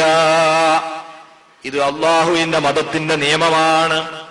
നോക്കൂ നിങ്ങൾ, അള്ളാഹുവിന്റെ റസൂൽ സ്വല്ലല്ലാഹു അലൈഹി വസല്ലം പറയുന്നു, വേറെ ഒരാളുടെ വീടും റൂമും എന്ന് പറയുന്നത് അയാളുടെ സ്വകാര്യ സങ്കേതമാണ്. ആ സ്വകാര്യ കേന്ദ്രത്തിലേക്ക് പെട്ടെന്ന് കയറി ചെല്ലല് പോയിട്ട് ഏതെങ്കിലും ഭാഗത്ത് നിന്ന് അങ്ങോട്ടതാ ഇയാള് കട്ടുനോട്ടം നടത്തലുണ്ടല്ലോ, ഒളിച്ചു നോട്ടമുണ്ടല്ലോ, ഇതുവരെ മാരകമായ തിന്മയായി ഇസ്ലാം എണ്ണുന്നു. റസൂലുള്ളാഹി സ്വല്ലല്ലാഹു അലൈഹി വസല്ലം പറയുന്നു, മനിത്തലാ ഫീ ബൈത്തി ഖൗമിൻ മിൻ ഗൈരി ഇദ്നിഹിം, ആരെങ്കിലും ഏതെങ്കിലും ഒരാളുടെ വീട്ടിലേക്ക് അവരെ സമ്മതമില്ലാതെ എത്തി നോക്കിയാൽ, ഒളിച്ചു നോക്കിയാൽ, ഹല്ലലഹും അൻ യഫ്ഖഉ ഐനഹു, അവന്റെ കണ്ണു കുത്തിപ്പൊട്ടിക്കൽ അവന് അനുവദനീയമാണ്. ഒരാളെ പൊരയിലെ വല്ല ജനലിന്റെ ഉള്ളിലൂടെ നോക്കുക, ആ സമയത്ത് വേണമെങ്കിൽ ഒരു കണ്ണെടുത്തിട്ട് കുത്തിപ്പൊട്ടിച്ചേക്കാം. അത്ര വലിയ തെറ്റാണ് ഈ കർമ്മം എന്നാണ് ആ ഹദീസ് പഠിപ്പിക്കുന്നത്. മാത്രമല്ല, ഒരു മനുഷ്യന്റെ എല്ലാ വിശ്വാസ്യതയും അതോടുകൂടെ ചോർന്നു പോകുകയാണ്. ഒളിച്ചു നോട്ടക്കാരൻ എന്ന പേര് ഒരു മനുഷ്യന് വന്നുപോയാൽ അവന്റെ വില ഒരു പൂഴി തരിക്ക് പോലും വിലയില്ലാത്തവനാകും. അതുകൊണ്ട് നീചമായൊരു പ്രവർത്തനമാണ് മറ്റൊരാളെ വീട്ടിലേക്ക് ഒളിഞ്ഞു നോക്കൽ. ഒരിക്കലൊരു സഹോദരൻ, ഗൾഫില് ജോലിയുള്ള, ദുബായില് ജോലിയുള്ള ഒരാള് എന്റെ അടുത്ത് വന്നിട്ട് കരഞ്ഞുകൊണ്ട് പറഞ്ഞു, ഞാൻ ഇനി ഗൾഫിലേക്ക് പോകുന്നില്ല. അതിനു മുമ്പ് എല്ലാ ആഴ്ചയും പള്ളിയിൽ ജുമാക്ക് വരുന്നവനാ, ഞാൻ അടുത്ത ആഴ്ച പോവാന്നൊക്കെ പറഞ്ഞു വന്നവനാണ്. പോകേണ്ട തീയതിന്റെ തലേന്ന് വന്നിട്ട് പറയുന്നു കരഞ്ഞുകൊണ്ട്, ഞാൻ പോകുന്നില്ല. പിന്നെ ഇവന്റെ സംസാരം ആകെ റോങ്ങാണ്, ഒക്കെ ലെവല് വെച്ചിട്ട്. അപ്പൊ ഞാൻ ചോദിച്ചു, എന്താ നീ പോകാത്തത്? ആ പോവാൻ പറഞ്ഞു, ഞാൻ 2 ദിവസം മുമ്പ് ഒരിക്കലും എന്റെ മനസ്സിൽ അങ്ങനെ സംഭവിക്കുമെന്ന് വിചാരിക്കാത്തൊരു കാഴ്ച കണ്ടു. അവനോട് ആവർത്തിച്ചു ചോദിച്ചപ്പോ അവൻ പറഞ്ഞു, എന്താ? അവന്റെ ഉറ്റ കൂട്ടുകാരൻ, അവന്റെ ഏറ്റവും ഇഷ്ടപ്പെട്ട കൂട്ടുകാരൻ ഇവന്റെ റൂമിലേക്കതാ പാതിര നേരത്ത് ഇങ്ങനെ എത്തി നോക്കുകയാണ്. അങ്ങനെ ഒരു നിഴല് കണ്ടപ്പം ഇവൻ മെല്ലെ എഴുന്നേറ്റ് പോയി നോക്കിയപ്പോ ആളെ ശരിക്ക് കണ്ടു. കണ്ടതാരെയാണ്? തന്റെ ഉറ്റ സുഹൃത്തും അയൽവാസിയും കൂടിയായ ഒരു ചെറുപ്പക്കാരനെയാണ്. ഇത് ഇവന്റെ മനസ്സിനെ വല്ലാതെ ഫീൽ ചെയ്തു. ഇവൻ ആലോചിച്ചതെന്താ? ഞാൻ നാളെ ഇവിടെ നിന്നങ്ങോട്ട് പോയാൽ ഞാൻ ഉള്ള സമയത്ത് പോലും ഇങ്ങനെ എത്തി നോക്കുകയും വീട്ടിലേക്ക് കയറി വന്ന് നോക്കുകയും ചെയ്യുന്ന ഒരു അയൽവാസിയെ ഇവിടെ നിർത്തിയിട്ട്, അതും എന്റെ കൂട്ടുകാരനാണെന്ന് എന്റെ ഭാര്യക്കറിയാവുന്ന ഒരുത്തനെ നിർത്തിയിട്ട് ഞാൻ നാട് വിട്ടു പോയാൽ എന്റെ കുടുംബത്തിന്റെ സ്ഥിതി എന്താവും? അവനെ ഒരു ഭാഗത്ത് അങ്ങനെ ചിന്തിക്കുന്നു. ഇനി ഞാനെങ്ങാനും പോകാതെ നിന്നാൽ എത്ര കടമെനിക്കുണ്ട്, എത്ര ഭാരമുണ്ട്, ആ ജോലി ഉപേക്ഷിച്ചാൽ എന്റെ ജീവിതം എന്താകും? ഇത് രണ്ടിനും ഇടയ്ക്ക് ചിന്തിച്ച് മാനസികമായി സമനില തെറ്റിക്കൊണ്ട് അയാൾ നിലവിളിച്ചു കരയുകയാണ്.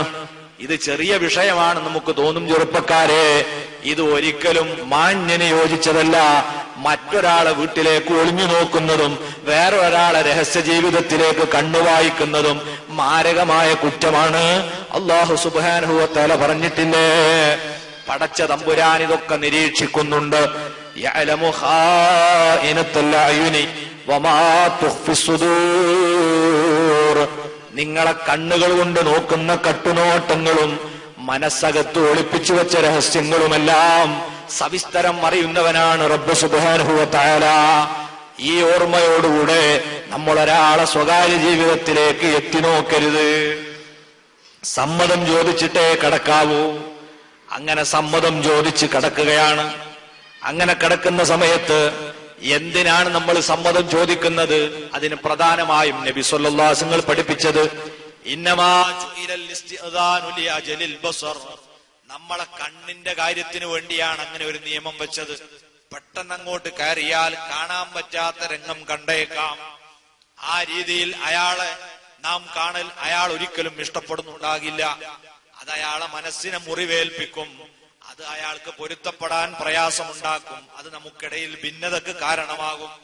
ഇതുകൊണ്ട് തന്നെ കണ്ണിനെ സൂക്ഷിക്കാനാണ് സമ്മതം ചോദിക്കുക എന്ന നിയമം വെച്ചിട്ടുള്ളത്. ആ സമ്മതം ചോദിക്കുക എന്ന ആശയം പ്രതിഫലിപ്പിക്കാൻ അള്ളാഹു ഉപയോഗിച്ച പ്രയോഗം വളരെ ചിന്തനീയമാണ്. ഹത്താ തസ്തഅ്നിസൂ. അതിന് 2 അർത്ഥമുണ്ട്. ഒന്ന് തസ്തഅ്ദിനു, നിങ്ങൾ സമ്മതം ചോദിക്കുക. അതോടൊപ്പം ഇസ്തീനാസ് എന്ന പദത്തിന്റെ അർത്ഥം എന്താണ്? സാവകാശം കൊടുക്കുക, അയാൾക്ക് നേരം പോക്ക് കൊടുക്കുക. എന്തിനാ നേരം പോക്ക്? നമ്മൾ വിളിച്ചു, നമ്മൾ ശബ്ദമുണ്ടാക്കി, ഇനി അയാൾ ഇപ്പൊ ഉള്ളത് കുപ്പായിടാതെ ആവാം, അല്ലെങ്കിൽ വേറെ ഏതെങ്കിലും രീതിയിലാവാം. അയാൾക്ക് ഡ്രസ്സ് ധരിച്ച് നമ്മെ സ്വീകരിക്കാനും പറ്റിയ രീതിയിൽ ഒരുങ്ങാനുള്ള സാവകാശം കൊടുക്കുക. അതാണ് ആ സംഭവം ചോദിക്കുന്നതിന്റെ ലക്ഷ്യം. അത് പല രീതിയിലാവാം. ഒന്ന്, ഇപ്പം ബെല്ലുണ്ടാവും, ബെല്ലടിച്ചുകൊണ്ട് സംഭവം ചോദിക്കാം. അതോടൊപ്പം തന്നെ ബെല്ലടിച്ചാൽ നമ്മളൊന്ന് ശബ്ദം ഉണ്ടാക്കിയിട്ട് ആരാണ് എന്നൊന്ന് പറയണം. അതേ രീതിയിൽ വാതിലിന് മുട്ടാം. വാതിലിനൊക്കെ മുട്ടുമ്പോ അതിന് നിബന്ധന ഉണ്ട്. ഒരിക്കലും ശക്തമായി ഒരാൾ വാതിലിന് പോയിട്ട് അടിക്കാൻ പാടില്ല. നമ്മളൊരാളെ വിളിക്കുമ്പം വളരെ സൗമ്യതയോടുകൂടെ ആവണം. മഹാനായ അനസ് ബിൻ മാലിക് റളിയല്ലാഹു അൻഹു പറയുന്നു, കാനത്ത് അബ്വാബുൻ നബി സ്വല്ലല്ലാഹു അലൈഹി വസല്ലമ തുഖറഉ ബിൽ അൾഫാർ. മുഹമ്മദ് നബി സ്വല്ലല്ലാഹു അലൈഹി വസല്ലമയുടെ വീടുകളുടെ വാതിൽ അതിന് മുട്ടപ്പെടാറുള്ളത് നഖങ്ങൾ കൊണ്ടായിരുന്നു. അങ്ങനെ പതുക്കെ കൊട്ടും. ചിലരാട് ചെന്ന് മുട്ടിയിട്ടാല് അവിടെ ഉറങ്ങുന്ന കുട്ടികൾ ഉണ്ടാവും, അവര് തൊട്ടിലെ നിന്നിച്ച് ചാടും, മറ്റോടത്തൊന്നും ബഹളം ഉണ്ടാവും, ഇതൊക്കെ ഉണ്ടാവും. രാത്രി കാലത്തും അസമയത്തും ഒരു വീട്ടിൽ ചെല്ലുമ്പോൾ ബെല്ലടിക്കാനും പാടില്ല. ചെറിയ കുട്ടികളൊക്കെ ഇങ്ങനെ ഉറക്കി കൊണ്ടുവരേക്ക് കഷ്ടപ്പെട്ട ഒരു ഉമ്മാക്കൊന്ന് ഉറങ്ങണമെങ്കിൽ ഈ കുട്ടി ഉറങ്ങണം. അതിന് ഇവനെങ്ങനെ ആട്ടി ആട്ടി ആട്ടിയായിട്ട് റെഡിയായി വരുമ്പോഴാണ് നമ്മൾ വീട്ടിൽ ട്രീൻ ട്രീൻ ട്രീൻ എന്ന് പറഞ്ഞാല് അന്ന് അവരെ ശാപം വെക്കണം. അങ്ങനത്തെ സമയത്തൊന്നും പോയിട്ട് എന്താക്കരുത്, ബഹളം ഉണ്ടാക്കരുത്. പതുക്കെ മുട്ടും. പതുക്കെ മുട്ടിയിട്ട് സമ്മതം ചോദിക്കണം. അതിന്റെ രീതി പ്രധാനമായും ഒന്ന്, അസ്സലാമു അലൈക്കും അദ്ഖുലൂ. അറബി ഭാഷയെ പറഞ്ഞാൽ അങ്ങനെയാണ്. മലയാളത്തിൽ പറഞ്ഞാൽ ആദ്യം അസ്സലാമു അലൈക്കും, ഒന്ന് കണ്ടോട്ടെ അല്ലെങ്കിൽ ഒന്ന് കടന്നോട്ടെ, അങ്ങനെ ചോദിക്കും. സമ്മതം സലാം പറഞ്ഞ് സമ്മതം ചോദിക്കും. അങ്ങനെ അവർ നമുക്ക് സമ്മതം തരികയാണ്. അയാൾ ചിലപ്പം ഡ്രസ്സൊക്കെ ഒന്ന് മാറി സമ്മതം തരുന്നു കണ്ടാൽ അവിടെ തന്നെ നബി സല്ലല്ലാഹു അലൈഹി വസല്ലം പഠിപ്പിച്ചു, നിങ്ങൾ ആ സമ്മതം ചോദിക്കാൻ നിൽക്കുമ്പോൾ വീട്ടുകാർ തുറക്കാൻ പോകുന്ന വാതിലിന്റെ നേരെ നിൽക്കരുത്, ഒന്നിങ്ങോട്ട് മാറി നിൽക്കണം. നമ്മൾ സമ്മതം ചോദിക്കുമ്പോൾ അവിടെ നിൽക്കണം, ആ വാതിൽ തൊന്നോട്ട് മാറിക്കണം. ചിലപ്പം ഈ തുറക്കാൻ വരുന്ന ആളാരാ, ഭാര്യ ആയിരിക്കാം, വീട്ടിലൊരു പെണ്ണായിരിക്കാം. അവള് വാതിൽ തുറക്കാൻ വന്നത് ആരാന്ന് കരുതിയിട്ടാവാം, ഭർത്താവ് വരുന്ന സമയമാണിത്. അപ്പൊ മൂപ്പര് വന്നതാന്ന് കരുതിയിട്ട് അവള് സാധാരണ രീതിയിൽ തലയിലിട്ടിട്ടില്ല, ശരീരം മുഴുവൻ മറച്ചിട്ടില്ല. ആ രീതിയിൽ ഭർത്താവ് വരുന്ന സമയല്ലേ മൂപ്പരാണെന്ന് കരുതിയിട്ട് പെട്ടെന്നിട്ട് ഇറങ്ങി വന്ന, അപ്പൊ അത് അബദ്ധം ഉണ്ടാക്കും. അതുകൊണ്ട് എന്ത് ചെയ്തു, നബി സല്ലല്ലാഹു അലൈഹി വസല്ലം പറഞ്ഞു, വാതിലിന്റെ അടുത്ത് നിന്ന് മാറി നിൽക്കണം. ഇതിന്റെ പുറമെ അങ്ങനെ നമ്മളെ അകത്തേക്ക് കയറാൻ വേണ്ടി പറഞ്ഞാൽ നമുക്ക് കയറാം. ഇനി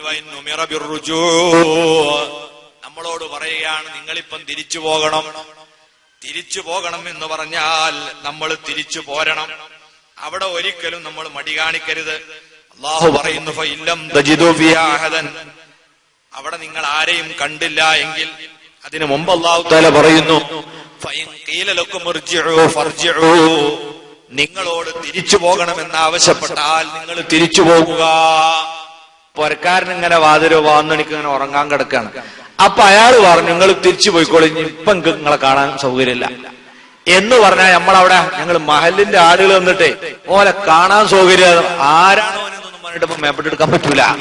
കാരണം നമ്മൾ നേരത്തെ സമ്മതം വാങ്ങിയിട്ട് പോയതൊന്നും അല്ലല്ലോ, നമ്മൾ നമ്മളെ സൗകര്യത്തിന് പോയതാണ്. ആ വീട്ടുകാരൻ ഇപ്പൊ നിങ്ങളെ കാണാൻ സൗകര്യമില്ല എന്ന് പറഞ്ഞാൽ സൗമ്യമായി നമ്മൾ അവിടുന്ന് തിരിച്ചു പോരണം. അതാണ് അള്ളാഹുവിന്റെ നിയമം. ഇനിയോ അവിടെ നമ്മൾക്ക് അന്വേഷിച്ചു, ഞങ്ങൾ കടന്നോട്ടെ അല്ലെങ്കിൽ ബെല്ലടിച്ചു, ഒരു പ്രതികരണമില്ല. അങ്ങനത്തെ സ്ഥിതിയാണെങ്കിലോ ഫൈൻ സുഖിതൻഹു ഇസ്തഅദന സലാസ, 3 പ്രാവശ്യം സമ്മതം ചോദിക്കണം. അസ്സലാമു അലൈക്കും, ഇവിടെ ആളില്ലേ? അസ്സലാമു അലൈക്കും, ഒന്ന് കേറിക്കോട്ടെ. അസ്സലാമു അലൈക്കും, അമ്മദാജിയാടല്ലേ? ഏത് ഭാഷയാവാ? അങ്ങനെ ചോദിച്ചിട്ട് 3 തവണ ചോദിച്ചിട്ടും പ്രതികരണം വരുന്നില്ല എങ്കിൽ പിന്നെ നമ്മൾ അവിടെ തങ്ങരുത്. അത് കഴിഞ്ഞാൽ നമ്മൾ അവിടെ നിന്ന് പോന്നുകൊള്ളണം. അതിന്റെ കാരണം എന്താ, 3 വട്ടം വിളിച്ചാൽ ഏകദേശം കേൾക്കേണ്ട ആളൊക്കെ കേൾക്കും. അപ്പൊ അയാൾ കേട്ടിട്ടുണ്ടാവും, പക്ഷേ നമ്മളോട് പൊയ്ക്കോന്ന് പരസ്യമായിട്ട് പറയാൻ അയാൾക്ക് മടിയുണ്ട്. അപ്പൊ ഉറങ്ങാണെന്ന് കണക്കൂട്ടിക്കോട്ടെ എന്ന് കരുതിയിട്ട് പ്രതികരിക്കാതെ കിടക്കാണ്. അതുകൊണ്ട് ഇനി നമ്മൾ അയാളെ ശല്യപ്പെടുത്തണ്ട. ഈ സമയത്ത് നമുക്ക് തിരിച്ചു പോകാം.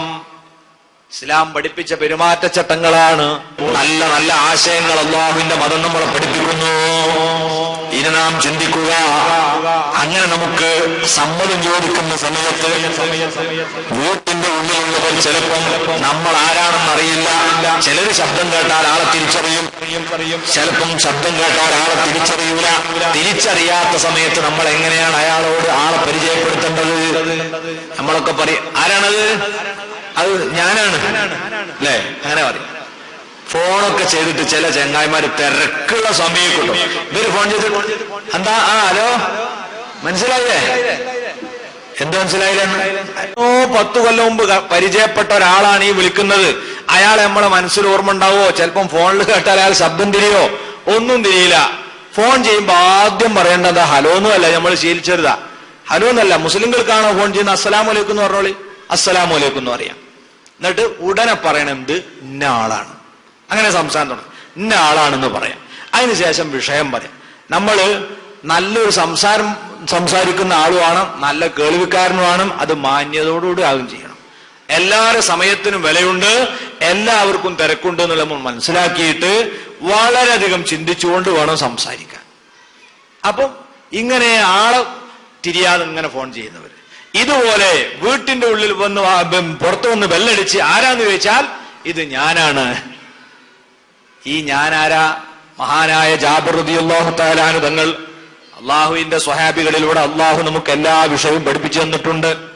മഹാനവരുകൾ പറയുന്നു, ഇസ്തഗ്ദൻതു അലൻ നബി സ്വല്ലല്ലാഹു അലൈഹി വസല്ലം, ഞാൻ ഒരിക്കൽ അള്ളാഹുവിന്റെ ഹബീബിന്റെ വീട്ടിന്റെ പുറത്ത് വന്ന് അവിടത്തോട് അകത്തേക്ക് കടക്കാൻ സമ്മതം ചോദിച്ചു. ഫഖാല മൻ ഹാദാ, നബി സ്വല്ലല്ലാഹു അലൈഹി വസല്ലം ചോദിച്ചു ആരാണത്? ഫഖുൽതു, ഞാൻ അപ്പോൾ പറഞ്ഞു അനാ, അത് ഞാനാണ് എന്ന് പറഞ്ഞപ്പം ജാബിർ റളിയല്ലാഹു അൻഹു നബിയും നല്ല അടുത്ത ഫ്രണ്ടുകളാണ്. അതുകൊണ്ട് ഞാനാന്ന് പറഞ്ഞാലും നബിക്ക് തിരിയും. പക്ഷേ നബി സ്വല്ലല്ലാഹു അലൈഹി വസല്ലം ഉടനെ തന്നെ പറഞ്ഞു അന കന്നഹു കരിഹദാലിക, എന്ത് ഞാൻ എന്ന് നബി തങ്ങൾ തിരിച്ചു ചോദിക്കുകയാണ്. കാരണം ആ പ്രയോഗം നബി തങ്ങൾ വെറുത്തു. മഹാന്മാരായ പണ്ഡിതന്മാര് പറയുന്നു, ഒരിക്കലും ഇങ്ങനെ പറയരുത്. അലി ഇബ്നു ആസിമുൽ വാസുത്തി റളിയല്ലാഹു അൻഹു എന്ന വലിയ മഹാൻ, പ്രഗൽഭ പണ്ഡിതനായ ശുഅബ റളിയല്ലാഹു അൻഹുവിനെ ബസ്രയിൽ അദ്ദേഹത്തിന്റെ വീട്ടിൽ ചെന്ന് കാണാൻ വേണ്ടി പുറപ്പെട്ടു. വീട്ടിന്റെ മുറ്റത്തെത്തി വാതിലിന് മുട്ടി. ശുഅബ റളിയല്ലാഹു അൻഹു ചോദിക്കുകയാണ്, മൻ ഹാദാ, ആരാണ് ആ വാതിലിന് മുട്ടുന്നത്? ഖുൽതു, അലി ഇബ്നു ആസിം തങ്ങൾ പറഞ്ഞു അനാ, അത് ഞാനാണ്. അപ്പൊ മഹാൻ പറഞ്ഞ മറുപടി നമുക്കൊക്കെ പറയാൻ പറ്റിയൊരു മറുപടി, അതുകൊണ്ട് ഞാൻ ഇത് ഉദ്ധരിക്കുന്നത്. എന്താ? യാ ഹാദാ മാലി സ്വദീഖുൻ യുഖാലു ലഹു അനാ. ഓ സഹോദര, അന എന്ന് പറഞ്ഞൊരു കൂട്ടുകാരൻ എനിക്കില്ലല്ലോ, ഞാന് എന്നൊരു കൂട്ടുകാരൻ എനിക്കില്ലല്ലോ. ആരാണത്? ഞാനോ? ഞാന് എന്ന് പേരുള്ളൊരു കൂട്ടുകാരൻ എനിക്കില്ല എന്ന് പറഞ്ഞു. പിന്നെ അതാ അദ്ദേഹം അങ്ങോട്ട് ഇറങ്ങി വന്നുകൊണ്ട് നേരത്തെ ജാബിർ റളിയല്ലാഹു അൻഹു നിന്ന് ഉദ്ധരിച്ച ഹദീസ് വിശദീകരിച്ചുകൊണ്ട് പറഞ്ഞു, ഇത് നബി തങ്ങൾ നിരോധിച്ചതാണ്. വീട്ടിന്റെ പുറത്തുനിന്ന് വാതിൽ മുട്ടി ആരാണെന്ന് ചോദിച്ചാൽ ഉടനെ പറഞ്ഞോളം അത് ഒറ്റത്തെങ്ങുള്ളതിൽ കുഞ്ഞമ്മതാണ്, അല്ലെങ്കിൽ പനയുള്ളതിൽ, അതൊക്കെ ഈ വടക്കൻ ഭാഷയിട്ട് വടകര ഭാഷയായി പോവാണ്. നിങ്ങളെ നാട്ടിലൊക്കെ പൊരപ്പേരെന്താന്ന് ചവ് വെച്ചിട്ട് ആ പൊരപ്പേര് പറഞ്ഞിട്ട് അവിടുത്തെ ഇന്ന ആളാണെന്നാണ് പറയാം. അങ്ങനെയാണ് നമ്മൾ ആളാരാണെന്ന് ചോദിച്ചാൽ പരിചയപ്പെടുത്തേണ്ടത്. ഇനി നമ്മൾ ചെന്ന വീട്ടിൽ അവിടെ ആളില്ലെന്നു സങ്കല്പിക്കുക. ആളില്ല, നമ്മൾ പോയി നോക്കുമ്പം അള്ളാഹു പറയുന്നു നമ്മൾ എന്ത് ചെയ്യണം? ഫഇല്ലം തജിദു ഫിഹാ അഹദൻ ഫലാ തദ്ഖുലുഹാ ഹത്താ യുഅ്ദന ലക്കും. നിങ്ങൾ ചെന്ന വീട്ടിൽ അവിടെ നിങ്ങൾ ആരെയും കണ്ടില്ല എങ്കിൽ ഒരിക്കലും നിങ്ങൾ ആ വീട്ടിൽ കയറിയിരിക്കാൻ പാടില്ല. ഒരു പൊരക്കാരനെ കാണാൻ വേണ്ടി ചെന്ന് അവിടെ ആരും കാണുന്നില്ല. അപ്പൊ നമ്മളിങ്ങനെ, നമ്മൾക്ക് ഏതായാലും പണിയൊന്നുമില്ല, ഒഴിവുണ്ട്, ഇവിടെ ഇരുന്നു നോക്കുക, അയാൾ വരാൻ മതി എന്ന് കരുതിയിട്ട് പൂച്ചിരിക്കുമ്പോൾ ആ കോലായ്മലോ കസേരയോ കയറി ഉതിർക്കാൻ പാടില്ല. കാരണം എന്താ? നിങ്ങൾ അവിടെ ഇരിക്കണ പലരും കണ്ടിട്ടുണ്ടാവും. കുറെ ഇരുന്നപ്പോ നിങ്ങൾക്കും അടുത്ത് ഇപ്പം വരലിടാൻ നിങ്ങൾ പോരും. എന്നാൽ നിങ്ങൾ പോന്നതിന് ശേഷമായിരിക്കും ഒരു കള്ളൻ അവിടെ വന്നത്. ആ കള്ളൻ വന്ന് എന്തെങ്കിലും എടുത്തുകൊണ്ടായാൽ കള്ളൻ അതിനനുസരിച്ചല്ലേ വരിക. ആള് കാണാതിരിക്കാൻ പോലത്തെ ലോം വരുള്ളൂ. നിങ്ങൾ വന്ന എല്ലാവരും കണ്ടിട്ടുണ്ടാവും, സാധനം നഷ്ടപ്പെട്ടിട്ടുണ്ടാവും. അവസാനം ആരാവും കള്ളൻ? നിങ്ങൾ തന്നെയാവും. കാരണം എല്ലാവരും കണ്ട് സാക്ഷിയായിട്ടുണ്ടാവൂലേ, അമ്മതൊക്കെ കുറെ നേരം ഇവിടെ ഇരിക്കുന്നത് ഞങ്ങൾ കണ്ടിട്ടുണ്ട് എന്ന് പറയാൻ ആളുണ്ടാകും. അതുകൊണ്ട് ഒരിക്കലും ആളില്ലാത്ത വീട്ടിൽ നമ്മൾ കയറിയിരിക്കരുത്. അതേ സമയത്ത് താമസമില്ലാത്ത വീടുകള്, അതുപോലെ തന്നെ ഹാളുകള്, സ്ഥലങ്ങള്, അത്തരം സ്ഥലത്ത് സമ്മതം ചോദിക്കണമെന്നില്ല. ലൈസ അലൈക്കും ജുനാഹുൻ അൻ തദ്ഖുലൂ ബുയൂതൻ ഗൈറ മസ്കൂന. ആൾപ്പാർപ്പില്ലാത്ത വീടുകൾ, അവിടെ നിങ്ങൾ കയറുന്നതിന് സമ്മതം ചോദിക്കേണ്ടതില്ല. അതും എങ്ങനെയുള്ള വീടാണ്? ഫീഹാ മത്താഉൻ ലക്കും. അവിടെ നിങ്ങൾക്ക് എന്തെങ്കിലും ഉപയോഗമുണ്ട്.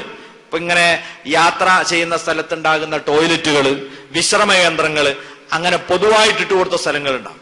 അങ്ങനത്തെ സ്ഥലത്ത് നിങ്ങൾക്ക് കയറുന്നതിന് വേറെ ആരോട് സമ്മതം ചോദിക്കേണ്ട ആവശ്യമില്ല.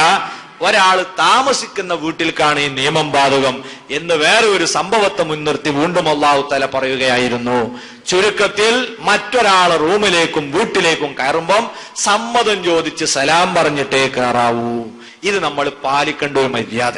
ഇതിൽ ആരൊക്കെ വീട് ഉൾപ്പെടും? നിങ്ങളെ മൂത്താപ്പയുടെ വീട് ഈ നിയമം ബാധകമാണ്. വാപ്പന്റെ അനുജൻ എളാപ്പയുടെ വീട്ടിൽ ഈ നിയമം ബാധകമാണ്. സ്വന്തം ജ്യേഷ്ഠന്റെ വീട്ടിലേക്ക് കയറുമ്പം ഈ നിയമം ബാധകമാണ്.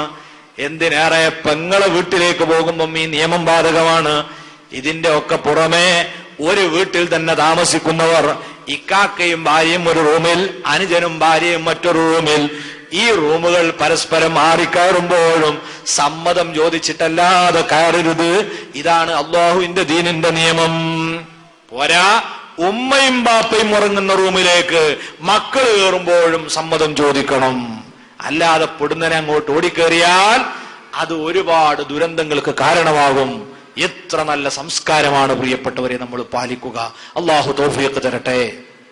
ഇതിനു പുറമെ ഈ നിയമം അള്ളാഹുവിന്റെ ഖുർആൻ സൂറത്തുന്നൂറിന്റെ അവസാനത്തിൽ ഇത് കുട്ടികൾക്ക് കൂടി നിങ്ങൾ ബാധകമാക്കണം 3 സമയത്ത് എന്ന് പറഞ്ഞിട്ടുണ്ട്. ഏത് കുട്ടികൾക്ക്? ഇത്തരത്തിലുള്ള വൈകാരികമായ വിഷയങ്ങളൊന്നും ആലോചിക്കാത്ത കുട്ടികൾ, മനുഷ്യന്റെ വ്രണിത വികാരങ്ങളൊന്നും തൊട്ടു തീണ്ടിയിട്ടില്ലാത്ത ചെറിയ കുട്ടികൾ, ആ കുട്ടികളെ പോലും 3 സമയത്ത് നിങ്ങൾ ഈ വിഷയത്തിൽ സൂക്ഷിക്കണം. അതേതാണ്? മിൻ ഖബ്ലി സ്വലാത്തിൽ ഫജ്രി വഹീന തലഊന സിയാബക്കും മിനൽ ലഹീറ വമിൻ ബഅദി സ്വലാത്തിൽ ഇശാ. അല്ലാഹുവിന്റെ ഖുർആൻ പറയുന്നു, സുബഹി നിസ്കാരം നിർവഹിക്കുന്നതിന് മുമ്പ് ഇക്കാക്കയും ഭാര്യയും ഉറങ്ങുന്ന റൂമിലേക്ക് അനുജന്റെ 3 വയസ്സുള്ള കുട്ടി കയറിപ്പോകുന്നത് അനുജനും ഭാര്യയും തടഞ്ഞിരിക്കണം. ആ കുട്ടി ഇപ്പൊ അവിടെ കയറാൻ പറ്റൂല. ഇതുപോലെ ഉച്ച സമയത്ത് ഊണ് കഴിച്ചതിന് ശേഷം ആളുകൾ വിശ്രമിക്കുന്ന നേരമാണ്. ചൂടുള്ള കാലാവസ്ഥയിൽ പ്രത്യേകിച്ചും വസ്ത്രമൊക്കെ മാറിയിട്ട് റൂമിന്റെ അകത്ത് വിശ്രമിക്കുന്ന സമയത്ത് ചെറിയ കുരുന്നുകളെ നമ്മുടെ ഒരു കുട്ടി ഇക്കാക്കന്റെ റൂമിലേക്കോ അനുജന്റെ റൂമിലേക്കോ ആ സമയത്ത് കയറിപ്പോകുന്നത് നാം മുതിർന്നവർ തടഞ്ഞിരിക്കണം. 3ാമത്തെ സമയം ഔദ്യോഗികമായി ഉറങ്ങുന്ന നേരമാണല്ലോ, ഇശാഇന്റെ ശേഷം. ആ ഔദ്യോഗിക ഉറക്കിന് വേണ്ടി ആളുകൾ അറയിലേക്ക് കയറിയാലും പിന്നെ ചെറിയ മക്കളെ അങ്ങോട്ട് കടത്താൻ പാടില്ല. ഇത് 3ഉം കുട്ടികളുടെ കാര്യത്തിൽ ഉമ്മമാർ ശ്രദ്ധിക്കാൻ അള്ളാഹു നിർദ്ദേശിച്ച നിർദ്ദേശങ്ങളാണ്. ഇനി പ്രിയപ്പെട്ടവരെ, നമ്മൾ ഓർക്കുക, ഈ രീതിയിൽ നമ്മൾ മറ്റുള്ളവരുടെ റൂമിലേക്ക് കയറുമ്പോഴുള്ള പെരുമാറ്റച്ചട്ടങ്ങൾ പാലിക്കുന്നതോടൊപ്പം നാം വേറെ ഒരു അന്യരുടെ വീട്ടിലേക്ക് നമ്മൾ ചെന്നാൽ ചെല്ലുന്നവർ പാലിക്കേണ്ട വേറെയും മര്യാദകളുണ്ട്. ഒരിക്കലും നേരത്തെ ഞാൻ പറഞ്ഞതുപോലെ വാതിലിന്റെ നേരെ നിന്ന് സമ്മതം ചോദിക്കരുത്. ഇനി സമ്മതം കിട്ടി വീട്ടിന്റെ ഉള്ളിലേക്ക് നമ്മളെ കയറ്റിയിരുത്തിയാൽ തന്നെ വീട്ടിന്റെ ഉൾഭാഗത്ത് സ്ത്രീകൾ ഇരിക്കുന്ന ഭാഗം കാണുന്ന വിധത്തിൽ ഇരിക്കരുത്. നബി തങ്ങൾ പ്രത്യേകം പഠിപ്പിച്ചു, അന്യന്റെ വീട്ടിലെത്തിയാൽ നിന്റെ കണ്ണ് നീ സൂക്ഷിക്കണം. അവിടെ ഇങ്ങനെ ഒളിച്ച് അടുക്കളയിൽ എന്താ പരിപാടി, ഇങ്ങനെ അങ്ങോട്ടും ഇങ്ങോട്ടും നോക്കണ്ട. അത് അവർ കാണാത്ത സ്ഥലത്ത് ഇരിക്കലാണ് മാന്യത. പിന്നെ അവിടെ സ്ത്രീകളോടാണോ നിങ്ങൾക്ക് സംസാരിക്കാനുള്ളത് എങ്കിൽ വളരെയധികം സൂക്ഷിച്ചുകൊണ്ടാവണം. ഒരിക്കലും ഒരന്യ പെണ്ണുമായി മുഖാമുഖം നിന്ന് സംസാരിക്കുന്ന ശീലമുണ്ടാകരുത്. അങ്ങനെ നിൽക്കേണ്ടി വന്നാൽ പോലും താഴേക്ക് നോക്കി സംസാരിക്കണം. നേർക്കുനേരെ മുഖത്തോട് മുഖം നോക്കി സംസാരിക്കരുത്. സ്ത്രീകൾക്ക് ഈ വിഷയത്തിൽ തീരെ ലജ്ജയില്ലാത്ത പോലെയാണ്. ചില ജ്വല്ലറിയിലൊക്കെ ചെന്നാൽ സുബ്ഹാനല്ലാഹ്, ഇങ്ങനെ ചെറിയൊരു മേശ ഇങ്ങനെ കയ്യും കുത്തി നിന്നാൽ ഇനി 1 ഇഞ്ചിന്റെ വ്യത്യാസമുള്ള മറ്റവനുമായിട്ട്. ടെക്ടൈസിലാണ് പിന്നെ പറയും വേണ്ട, അവിടെ നിന്ന് എല്ലാം ഹലാലാണ്. ഇട്ടത് ഒഴിവാക്കിയിട്ട് മറ്റത് ഇട്ടു നോക്കാനോ അതിനൊന്നും ഒരു വിരോധമില്ല. സ്ത്രീകളെ സമീപിച്ച് നിങ്ങൾക്ക് വല്ലതും പറയാനുണ്ടെങ്കിൽ, അവരോട് നിങ്ങൾക്ക് എന്തെങ്കിലും ചോദിക്കാനുണ്ടെങ്കിൽ, വല്ല ഗൃഹോപകരണങ്ങളും വല്ല ചരക്കുകളും ആവശ്യപ്പെടാനുണ്ടെങ്കിൽ ഫസ്അലൂഹുന്ന, നിങ്ങൾ അവരോടത് ചോദിക്കുക. മിൻ വറാഇ ഹിജാബ്, ഒരു തിരശീലക്ക് പിന്നിൽ നിന്നുകൊണ്ട്, ഒരു മറക്ക് പിന്നിൽ നിന്നുകൊണ്ട്. ഒരു വീട്ടിൽ ചെന്നിട്ട് നമുക്കൊരു കൈക്കോട്ട് വേണം, അല്ലെങ്കിൽ ഒരു കുട്ട വേണം, ഇത് കേട്ടാല് ആളൊന്നിനും കൊള്ളണ്ട. ആ സംസാരത്തിൽ ആളാട് മയങ്ങിപ്പോ. എത്ര വിദഗ്ധന്മാര് എത്ര ആളുകളുടെ പണം തട്ടിയെടുത്തിട്ടുണ്ട് അല്ലെ? നിങ്ങൾ ആലോചിച്ച് നോക്കൂ, ഓർക്ക് എന്ത് ക്വാളിഫിക്കേഷനാ ഉള്ളത്? ഒരു വ്യവസായവും അറിയില്ല, ഒന്നും അറിയില്ല. പക്ഷെ അയാൾക്ക് എന്തറിയാം? ആളുകൾ എങ്ങനെ പറഞ്ഞു തള്ളിയിടണം. ഇതുപോലെ എത്രയോ പെൺകുട്ടികളെ നശിപ്പിക്കുകയും ചവച്ചു തുപ്പുകയും ചെയ്ത കശ്മലന്മാരുണ്ട്. അവരെടുത്തുള്ള ആയുധം എന്താണ്? ഈ ഒരൊറ്റ നാവാണ്. ഇങ്ങനത്തെ എത്ര ആളുകൾ. ഈ അടുത്ത് തിരൂരിൽ നിന്നൊരു റിപ്പോർട്ട്, കുറച്ച് 6 മാസമായി. തിരൂരിൽ വന്നിട്ട് കണ്ണൂർ ജില്ലയിലുള്ള ഒരു 17കാരി പെൺകുട്ടി ഇങ്ങനെ ബസ് സ്റ്റാൻഡിൽ നിൽക്കുന്നു.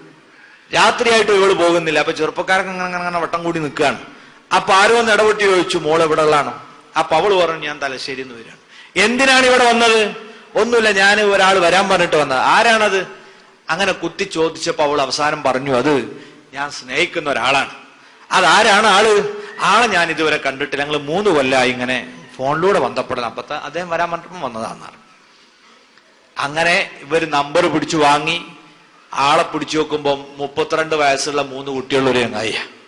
ഇവള് 17 വയസ്സുള്ള എട്ടും പൊട്ടും തിരിയാത്ത, എന്താണ് ജീവിതം, എന്താണ് ഭാവി, എന്താ വർത്തമാനം ഒന്നും അറിയില്ല. പക്ഷേ ചിലരുടെ വാചക കസർത്തുകളിൽ അകപ്പെട്ടു പോകുകയാണ്. ഇതുകൊണ്ട് സഹോദരിമാരെ, നിങ്ങളെപ്പോഴും നിങ്ങളെ ഭാഗം ശ്രദ്ധിക്കണം.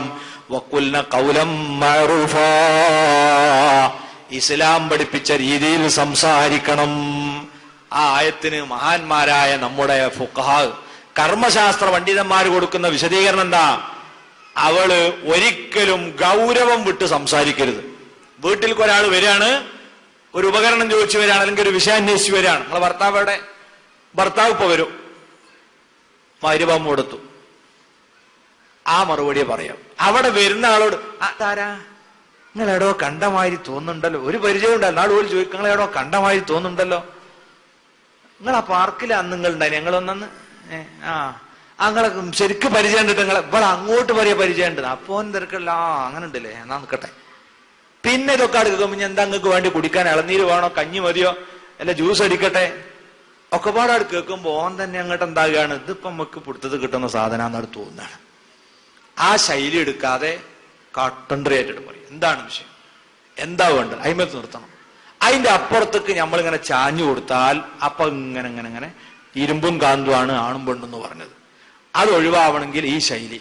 അതിന് ഗൗരവ സ്വരത്തിൽ ഒരു പെണ്ണിന് സംസാരിക്കാൻ കഴിയുന്നില്ലെങ്കിൽ മഹാന്മാര് പറഞ്ഞത് കാണാം, വായന്റെ മേലെ കൈ വെച്ചിട്ട്, മോണാക്ട് ഉണ്ടല്ലോ എന്ന മാതിരി കൈ വെച്ചിട്ട് പരിപരുത്ത സ്വരം ഉണ്ടാക്കണോളൂ എന്നാ. അങ്ങനെ ഉണ്ടാക്കിയിട്ട് ഇതൊരു ഗൗരവക്കാരിയാണെന്ന് തോന്നണം, ഇവിടെ ഒരു പരിപ്പും പോകില്ല എന്ന് ആ ഭാഷയിൽ തിരിയണം. ഇങ്ങനെയാണ് അന്യപുരുഷനോട് സ്ത്രീകൾ സംസാരിക്കേണ്ടത്, അല്ലാതെ കുഞ്ചിക്കുഴഞ്ഞല്ല. ഈ രീതിയിൽ ഇനി നമ്മൾ ചിന്തിക്കുക. ഇതിന്റെ പുറമെ നമ്മുടെ വീടുകളിൽ അന്യര് വന്നാൽ ഇപ്രകാരം നമ്മൾ പെരുമാറണമെന്ന് പറഞ്ഞു. ഇനി വീട്ടിൽ നമ്മുടെ പറമ്പിലൊക്കെ ജോലിക്കാരുണ്ടാവും. അവിടെ ഉമ്മമാരെ, നിങ്ങളെ പെരുമാറ്റ ദൂഷ്യം അത് നിങ്ങളെ മാത്രം ബാധിക്കുന്നതാകില്ല. നിങ്ങളുടെ ഓരോ വാക്കുകളും ഓരോ നോട്ടങ്ങളും അതിനെ അപ്പടി ഒപ്പിയെടുക്കുന്ന നിങ്ങളെ പെൺകുട്ടികളെ പുറത്തുണ്ട്, ആൺകുട്ടികളുണ്ട്. അവരതിൽ നിന്നാണ് പാഠം പഠിക്കുന്നത്. വീട്ടില് ജോലിക്ക് വരുന്നവർക്ക് വെച്ച് വിളമ്പുന്ന ഉമ്മമാർ പുതിയാപ്പിളക്ക് നൽകുന്നതിനേക്കാൾ ഉന്നതമായ സൽക്കാരമാണ് പലപ്പോഴും ഈ ജോലിക്കാരുടെ ഇടയിലൂടെ നടന്നിട്ട് കൊടുക്കാറുള്ളത്. പുതിയാപ്പിളക്കൊക്കെ അവിടെ വെച്ചെടുത്ത് തോളിന്ന് പറയുള്ളൂ. ഇതിങ്ങനെ വയ്യക്കൂടെ നടന്നിട്ട് തൊട്ടുരുമിട്ട് അവിടെ പൊരിച്ചിട്ട് കൊടുക്കണം, ഉപ്പേരിട്ട് കൊടുക്കണം, മറ്റത് അതിട്ട് കൊടുക്കണം. ഇത് വെച്ചു കൊടുത്താൽ പോരെ, നിങ്ങളെന്തിനാ അവന്റെ തീറ്റാ മോളിൽ തിന്നണ അറിയാത്ത ആളുകളാ? തീറ്റ അറിയാത്തവരല്ലല്ലോ. അവരിടയിൽ കൂടെ ഇങ്ങനെ നടന്ന് കളിച്ചാലേ ഇത് നിങ്ങൾ ചിലപ്പോ ശ്രദ്ധിച്ചു വരും. നിങ്ങളെ കുട്ടികൾ ഈ സംസ്കാരം പഠിക്കും. ഇത് ഒരു തലമുറയെ തന്നെ നാശത്തിലേക്ക് എത്തിക്കും. അതിനാൽ ഇത്തരം സംഗതികളൊക്കെ നമ്മൾ പ്രത്യേകമായി ശ്രദ്ധിക്കണം. ഇനി നമ്മൾ അനുഗ്രഹം നിറഞ്ഞ വീടായി, അള്ളാഹുവിന്റെ റഹ്മത്ത് നിറഞ്ഞ വീടായി നമ്മുടെ വീട് മാറണമെങ്കിൽ അവിടെ അതാ അള്ളാഹിന്റെ റഹ്മത്ത് കയറി വരാനുള്ള അവസരങ്ങളൊക്കെ നമ്മൾ കൊടുക്കണം.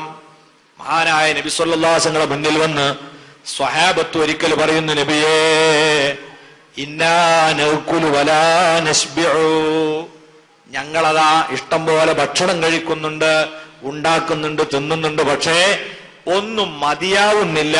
എപ്പം നോക്കിയാലും എന്തോ ഒരു പോരായ്മ, ഒരു ബറക്കത്ത് കുറവ് വീട്ടിൽ കാണുന്നു. നബി സല്ലല്ലാഹു അലൈഹി വസല്ലം ചോദിച്ചു, സ്വഹാബ നിങ്ങളൊക്കെ വീട്ടിൽ ഭക്ഷണം കഴിക്കലും ഒറ്റക്കൊറ്റക്കാണോ? അതങ്ങനെയാണ്. നമ്മളെ മാതിരി തന്നെ അല്ലേ. നമ്മളിപ്പോ 8 മണിക്ക് ഒരുത്തം വരും, ഓന് ഉമ്മ ചോറ് വിളമ്പി കൊടുത്തു. പിന്നെ 9 മണിക്ക് വേറെ എടുത്തോ, ഓന് രണ്ടാമത് വിളമ്പി കൊടുത്തു. പിന്നെ 10 മണിക്ക് വാപ്പ, അതിന് വേറെ വിളമ്പി. കുട്ടിയൊക്കെ അതിന്റെ ഇടക്കിടക്ക് വേറെ. ഇങ്ങനെ വിളമ്പൽ എന്നെ ഉമ്മക്ക് പണി. ഈ സിസ്റ്റം പൊരേനാട് മാറ്റിവെക്ക്. എല്ലാവരും ഒന്നിച്ച് ഭക്ഷണം കഴിക്കാനിരിക്കുന്ന ഒരു സ്ഥിതി നമ്മളെ വീട്ടിൽ വരണ്ടേ?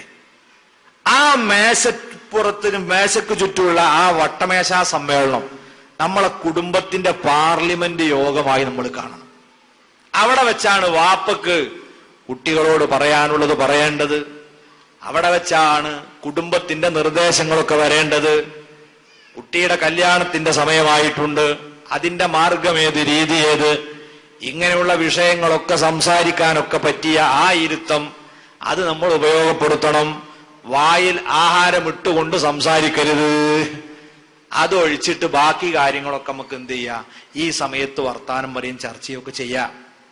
അങ്ങനെ പരസ്പര ബന്ധം ഉണ്ടാക്കണം. ഇപ്പോഴോ വീടും കുടുംബം മൊത്തം ഭരിക്കേണ്ട പ്രസിഡന്റ് നേരത്തെ നമ്മൾ പറഞ്ഞല്ലോ വാപ്പയാണ്. ആ വാപ്പ ഈ കുട്ടികളെ കാണലെന്നില്ല. ചില വാപ്പമാരൊക്കെ പറയും ഞാനൊക്കെ മക്കളെ വരച്ച വരലാണ് നിർത്തും, ഞാൻ അവിടെ ഉണ്ടെങ്കിലോ മുന്നിൽ കൂടെ വരും ബാക്ക് കൂടെ വരാം. ഓന് പോകല അതിലൂടെ തന്നെ. ഞാനാരാന്നറിയാന്നു? പുലിക്കോടനാണ്. ഈ വേറെ ആരാ? മനുഷ്യനല്ല. മനുഷ്യനാണെങ്കിൽ വാപ്പന്റെ അടുത്ത് മക്കള് വരണം. നമ്മളെ മുഖത്ത് നോക്കാതെ പുറംതിരിഞ്ഞു പോകുന്നവനല്ല. നമ്മൾ കുട്ടികളോടൊന്നിച്ച് നിൽക്കണം, അവരോട് അടുക്കണം, അവർക്ക് സ്നേഹം കൊടുത്തുകൊണ്ട് അവരെ മനസ്സിൽ നമ്മൾ പ്രതിഷ്ഠ നേടണം. ഭീഷണിപ്പെടുത്തിയിട്ടും അവരെ പീഡിപ്പിച്ചുകൊണ്ടുമല്ല നാം നമ്മുടെ ഗമ നിലനിർത്തേണ്ടത് സ്നേഹത്തിലൂടെയാണ്. അതിനൊക്കെ അവസരമാണ് ഈ കൂട്ടമായിരുന്ന് ആഹാരം കഴിക്കൽ. അങ്ങനെ നിങ്ങൾ ഭക്ഷണം കഴിച്ചാൽ നബി സല്ലല്ലാഹു അലൈഹി വസല്ലം പറഞ്ഞു, നിങ്ങളെ വീട്ടിൽ ബർക്കത്തുണ്ടാകും, എല്ലാം എപ്പോഴും നിറഞ്ഞു നിൽക്കും, ഒരു ദാരിദ്ര്യം അവിടെ ഉണ്ടാവില്ല. അതുകൊണ്ട് വീട്ടിൽ ബർക്കത്തും നിഅമത്തും ഉണ്ടാകാൻ ഇന്നു മുതൽ നമ്മൾ തീരുമാനിക്കുക, എല്ലാവരും ഒന്നിച്ച് ഭക്ഷണം കഴിക്കുക. അങ്ങനെ തീരുമാനം ഉണ്ടായാലും ടൈം വെക്കുക. രാത്രി ഭക്ഷണം എത്ര മണിക്കാ? 9 മണിക്ക് വെച്ചോളൂ. കുറച്ചുകൂടി നേരത്തെ ആക്കലാ നല്ലത്. സാധാരണ ഇപ്പം വയലുള്ളത് കൊണ്ടാ. അല്ലെങ്കിൽ എത്ര മതി? ഒരു 8:30 മണിക്ക് ഇശാ കഴിഞ്ഞ ഉടനെ വളരെ കുറച്ചുകൂടി നേരത്തെ കഴിക്കലാണ്. കഴിച്ച് അങ്ങനെ തന്നെ കിടക്കുന്നത് നല്ലതല്ല. ഭക്ഷണം കഴിച്ച് ഉടനെ പോയിട്ട് കിടന്നാല് അത് ദഹനത്തെയൊക്കെ ബാധിക്കും. കുറച്ച് നേരത്തെ കഴിച്ചിട്ട് പിന്നെ ഒരു 9:30 ആകുമ്പോഴേക്കും ഉറങ്ങുന്ന രീതി, കൂടിയ 10 മണിന്റെ അപ്പുറത്തേക്ക് പോകാതെ ഉറങ്ങുക. ആ നിലക്ക് എല്ലാവരും ഒന്നിച്ചിരുന്ന് ഭക്ഷണം കഴിക്കാൻ ഒരു സമയം വെച്ചാൽ, നിങ്ങൾ ഇന്ന് നിങ്ങളെ അലട്ടുന്ന പ്രധാനപ്പെട്ട ഒരു പ്രശ്നേതാ? കുട്ടികൾ രാത്രി അലഞ്ഞു തിരിഞ്ഞ് നടക്കുക അല്ലേ? ആ അലഞ്ഞു തിരിഞ്ഞ് നടക്കുന്ന കുട്ടികളൊക്കെ ഭക്ഷണം കഴിക്കാൻ വാപ്പാന്റെ കൂടെ ഉമ്മാന്റെ കൂടെ ഒന്നിച്ചൂണ് കഴിക്കാൻ 8:30 മണിക്ക് തീൻമേശയിലെത്തണമെന്നൊരു നിയമം നിങ്ങളെ കുടുംബത്തിലുണ്ടെങ്കിൽ നിങ്ങൾ ഒരു കുട്ടിയെയും നിങ്ങൾക്ക് നഷ്ടപ്പെടുകയില്ല. കൃത്യസമയത്ത് അവൻ വീട്ടിലെത്തും. അതൊരാഴ്ച നിങ്ങൾ ശ്രദ്ധിച്ചാൽ അതൊരു ശീലമായി മാറുന്നു. അങ്ങനെ നമ്മുടെ വീട്ടിന് ഒരുപാട് രീതിയിൽ അത് അനുഗ്രഹമായി മാറുന്നു. രണ്ടാമതായി, നമ്മുടെ വീട്ടിൽ അനുഗ്രഹമുണ്ടാവാൻ നമ്മൾ ഓരോരുത്തരും മറ്റുള്ളവരോടുള്ള പെരുമാറ്റം നല്ല രീതിയിലാക്കണം. ഉറങ്ങുന്ന ബെഡ് മാറ്റിക്കൊടുത്ത് പോന്നിട്ടേ ഉള്ളൂ. ആ വിരിപ്പിലുടനെ തന്നെ പിതാവ് മൂത്രമൊഴിച്ചാൽ, അല്ല വാപ്പ മൂത്രമൊഴിക്കാനുണ്ടെങ്കിലൊന്ന് പറഞ്ഞുകൂടെ? അതുപോലും വാപ്പയോട് ചോദിക്കാൻ നമുക്ക് അവകാശമില്ല. ഉമ്മ നീട്ടിത്തുപ്പിയപ്പോൾ അത് കോളാമ്പി ഉണ്ടായിട്ടും അതിൽ ശ്രദ്ധിക്കാതെ തുപ്പിയത് കൊണ്ടല്ലേ ഈ തറയിലായത്. എന്താ ഉമ്മ തുപ്പാനുണ്ടെങ്കിൽ കോളാമ്പിയിൽ തുപ്പിക്കൂടെ? ഇത് ചോദിക്കാൻ പാടില്ലെന്ന് അല്ലാഹു പറയുന്നു. വഖുല്ലഹുമാ ഖൗലൻ കരീമാ. മറിച്ച് നിങ്ങൾ എന്താണ് ചെയ്യേണ്ടത്? ഉമ്മയോടും വാപ്പയോടും മാന്യമായ വർത്താനം പറയണം. വാപ്പാ സാരല്ല, നിങ്ങളൊന്ന് നീങ്ങിക്കിടന്നാൽ ഞാൻ ഈ വിരിപ്പ് മാറ്റിത്തരാം. പ്രശ്നമല്ല ഉമ്മ, അത് ഞാൻ വൃത്തിയാക്കാൻ. സാരല്ല. ഉമ്മയിൽ നിന്നും ഉപ്പയിൽ നിന്നും എന്ത് അബദ്ധം സംഭവിച്ചാലും ഈ വിധത്തിലേ നമ്മൾ പറയാവൂ. അന്ന് അങ്ങനെയല്ലേ അവര് നമ്മോട് പറഞ്ഞത്. ഉമ്മനെ നമ്മൾ ഉറങ്ങാൻ സമ്മതിച്ചിട്ടില്ല. ഉമ്മക്ക് ഭക്ഷണം കഴിക്കാൻ നമ്മൾ നല്ല സൗകര്യം ചെയ്തു കൊടുത്തിട്ടില്ല. കുളിച്ച് വൃത്തിയായി ഒന്നൊന്ന് അമ്മിഞ്ഞ തരാമെന്ന് കരുതി കയ്യിലെടുത്തപ്പോഴേക്ക് ഇരു കരങ്ങളിലേക്കും വിസർജിച്ചു കൊടുത്തില്ലേ നമ്മൾ? അന്നുമ്മ നമ്മളെ വലിച്ചെറിഞ്ഞിട്ടുണ്ടോ? ഇല്ല. ഒരു ഉമ്മ തന്നതിന് ശേഷമല്ലേ ആ മാലിന്യം ഉമ്മ നമുക്ക് വൃത്തിയാക്കി തന്നിട്ടുള്ളത്. ആ ഉമ്മ അതേ അവസ്ഥയിൽ ഇന്ന് എത്തിയപ്പോഴേക്ക് എന്താ നമുക്ക് ശുണ്ഠി പിടിക്കാൻ, അവരെ പരിചരിക്കാനുള്ള മനസ്സ് നമുക്ക് നഷ്ടപ്പെട്ടോ? അള്ളാഹു പറയുന്നു, നിങ്ങൾ അവരോട് മാന്യമായ വാക്കു മാത്രം പറഞ്ഞാൽ പോരാ. വഖ്ഫിദ് ലഹുമാ ജനാഹദ്ദുല്ലി. വിനയത്തിന്റെ ചിറക് നിങ്ങൾ അവർക്ക് താഴ്ത്തി കൊടുക്കണം. നോക്കൂ നിങ്ങൾ, വഖ്ഫിദ് ലഹുമാ ജനാഹ്, ചിറക് താഴ്ത്താൻ നമുക്ക് ചിറകുണ്ടോ? ആർക്കാണ് ചിറകുള്ളത്? അത് പക്ഷികൾക്കാണ്. ആ ചിറക് താഴ്ത്തണമെന്ന് പറഞ്ഞാൽ തന്നെ അതൊരു വിനയമാണ്. കൂടെ തന്നെ അള്ളാഹ് പറയുന്നു മിനദ്ദുല്ലി, വിനയത്തിന്റെ, വഖ്ഫിദ് ലഹുമാ ജനാഹദ്ദുല്ലി, വിനയത്തിന്റെ ചിറകാണ് താഴ്ത്തി കൊടുക്കേണ്ടത്. പോരാ മിനർ റഹ്മാ, അത് കാരുണ്യത്തിൽ ചാലിച്ചു വേണം. എന്തൊരു ഹൃദയസ്പർക്കായ സംസാരമാണ്! ഉമ്മയോട് വാപ്പയോട് നമ്മൾ കാണിക്കേണ്ട മര്യാദയല്ലേ? അങ്ങേയറ്റത്തെ വിനയത്തിന്റെ, താഴ്മയുടെ, ലാളിത്യത്തിന്റെ, സ്നേഹത്തിന്റെ ചിറക് വിരിച്ചു കൊടുക്കുക. പക്ഷികൾ ചിറക് വിരിച്ചു കൊടുക്കുക നമ്മൾ കണ്ടിട്ടുണ്ട്. കോഴിയമ്മയെ നിങ്ങൾ ശ്രദ്ധിച്ചിട്ടില്ലേ? മേലെ കാക്ക പറന്നാൽ, പരുന്ത് പറന്നാൽ മക്കൾക്ക് സംരക്ഷണത്തിന്റെ ഭാഗമായാണ് അത് ചിറക് വിരിച്ചു കൊടുക്കുന്നതെങ്കിൽ, ഇതുപോലെ ഉമ്മക്കും വാപ്പാക്കും ഏത് അർത്ഥത്തിലും സംരക്ഷണം കൊടുക്കാൻ നമ്മൾ ബാധ്യസ്ഥരാണെന്നാണ് അല്ലാഹുവിലൂടെ പഠിപ്പിച്ചത്. മറ്റ് ചിലപ്പോൾ ഈ തള്ളക്കോഴി ചിറക് പൊക്കി കൊടുക്കുന്നത് എപ്പോഴാണ്? അതിന്റെ പുറത്തുകാരി അവർക്ക് ഉല്ലസിക്കാനാണ്, ചാടിക്കളിക്കാനാണ്, എന്തും ചെയ്യാനാണ്. ഇതുപോലെ സ്വന്തം ഉമ്മാക്കും വാപ്പാക്കും പറയാനുള്ളതൊക്കെ പറയട്ടെ. എന്തു പറഞ്ഞാലും നമ്മൾ ആ രീതിയിൽ ഒരിക്കലും പ്രതികരിച്ചു പോകരുത്. എന്തിനാ നിങ്ങളത് പറയുന്നത് എന്ന ചോദ്യം പോലും ചെയ്യരുത്. എല്ലാം കേൾക്കാൻ നമ്മൾ മനസ്സ് വെക്കണം. നമ്മൾ കുട്ടികളായ കാലത്ത് അവരങ്ങനെയാണ് നമ്മളിൽ നിന്ന് പെരുമാറിയിട്ടുള്ളത്. അതുകൊണ്ട് അവസാനമല്ല പറഞ്ഞു, അവർക്ക് വേണ്ടി വഖുർ റബ്ബിർഹംഹുമാ കമാ റബ്ബയാനീ സഗീറാ, ചെറിയ കുരുന്നായി ഞാനിവിടെ വളർന്ന കാലത്ത് എനിക്കവര് സ്നേഹം തന്നിട്ടുണ്ട് റബ്ബേ, കാരുണ്യം തന്നിട്ടുണ്ട്. അതിനെനിക്ക് ഇനി പകരം ചെയ്യാൻ കഴിയില്ല. അതുകൊണ്ട് എന്റെ ഉമ്മയോടും വാപ്പയോടും നീ അങ്ങേയറ്റത്തെ കരുണ കാണിക്കണം പടച്ചവനെ എന്ന് നിരന്തരമായി നമ്മൾ ദുആ ചെയ്യുക കൂടി വേണം. ആ ഉമ്മയുമായി തെറ്റിപ്പിരിഞ്ഞൊരു വീട്ടിൽ നിന്ന് ഇറങ്ങിപ്പോകുന്ന സ്ഥിതി ഉണ്ടാകരുത്. വാപ്പയുമായി മിണ്ടാതെ നിൽക്കുന്ന ഒരു വീടും ഉണ്ടാകരുത്. എല്ലാ അംഗങ്ങളും ഐക്യത്തോടെ, സ്നേഹത്തോടെ, അദബ് പാലിച്ച്, മര്യാദ പാലിച്ച് ഒന്നിച്ച് നീങ്ങുന്ന കുടുംബങ്ങളായി, വീടുകളായി ഈ മഹല്ലത്തിലെ മുഴുവൻ വീടുകളും മാറിക്കഴിഞ്ഞാൽ അള്ളാഹുവിന്റെ അനുഗ്രഹങ്ങളുടെ വാതായനം ഇവിടെ തുറക്കപ്പെടും.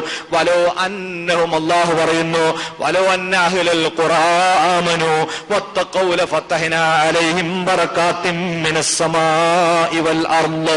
ഒരു മഹല്ലത്ത് നിവാസികൾ, ഒരു ഗ്രാമപ്രദേശത്തുകാർ അവരതാ അള്ളാഹുവിൽ വിശ്വസിക്കുകയും അള്ളാഹുവിന്റെ ദീനിന്റെ നിയമങ്ങളെ ജീവിതത്തിൽ ഉടനീളം പാലിച്ചു പോരുകയും ചെയ്താൽ ലഫതഹ്നാ അലൈഹിം ബറകാത്തിൻ മിനസ് സമാഇ വൽ അർള്, ഭൂമിയിൽ നിന്നും ആകാശത്തു നിന്നും അനുഗ്രഹങ്ങളുടെ വാതായനങ്ങളുടെ പ്രളയം അവരെ നാട്ടിലേക്ക് ഞാൻ തുറന്നുവിടും. അതേ സമയത്ത് വലാകിൻ കസ്സബു ഫഅഖദ്നാഹും ബിമാ കാനൂ യക്സിബൂൻ, അള്ളാഹുവിന്റെ വിധിവിലക്കുകളൊക്കെ അവഗണിച്ചുകൊണ്ട് നീങ്ങിയപ്പോൾ അവരെ ആ ചെയ്തി കാരണം നമ്മൾ അവരെ ശിക്ഷിക്കുകയാണ്. അവർക്ക് ആപത്തും മുസീബത്തും വരികയാണ്. അങ്ങനെയുള്ള വിപത്തുകളില്ലാത്ത നല്ല നാടായി, മഹല്ലത്തായി നമ്മുടെ നാട് മാറാൻ നമ്മളെ ജീവിതത്തിൽ അടിമുടി മാറ്റം വേണം. അതിനാവശ്യമായി ഇത്തരം പരിപാടികളോട് സഹകരിക്കണം. അല്ലാഹു സുബ്ഹാനഹു വ തആല നമ്മുടെ ഈ സംഗമവും നമ്മുടെ പ്രഭാഷണവും നമ്മൾ കേട്ടതുമെല്ലാം പരലോകത്തേക്ക് ഉപകാരപ്പെടുന്ന ഒരു അമലായി അല്ലാഹു ഖബൂൽ ചെയ്യുമാറാകട്ടെ. ദുആ ചെയ്യുകയാണ്. അൽഹംദുലില്ലാഹി റബ്ബിൽ ആലമീൻ ഹംദൻ യുവാഫി നിഅമഹു വയുകാഫിഉ മസീദഹു. യാ റബ്ബനാ ലക്കൽ ഹംദു കമാ യൻബഗി ലിജലാലി വജ്ഹിക വഅളീമി സുൽത്താനിക. സുബ്ഹാനക ലാ നുഹ്സീ സനാഅൻ അലൈക അൻത കമാ അസ്നൈത അലാ നഫ്സിക ഫലക്കൽ ഹംദു വലക്കൽ ശുക്റു ഹത്താ തർളാ. اللهم صل وسلم وبارك على حبيبك سيدنا محمد وعلى آل سيدنا ومولانا محمد. അർഹമുർ റഹീമീനായ അൽ മലിക്കുൽ ജബ്ബാറായ റഹ്മാനെ, സാധുക്കളായ ഞങ്ങൾ ഈ സമ്മേളിച്ചത് നീ സ്വീകരിക്കണേ അല്ലാഹ്.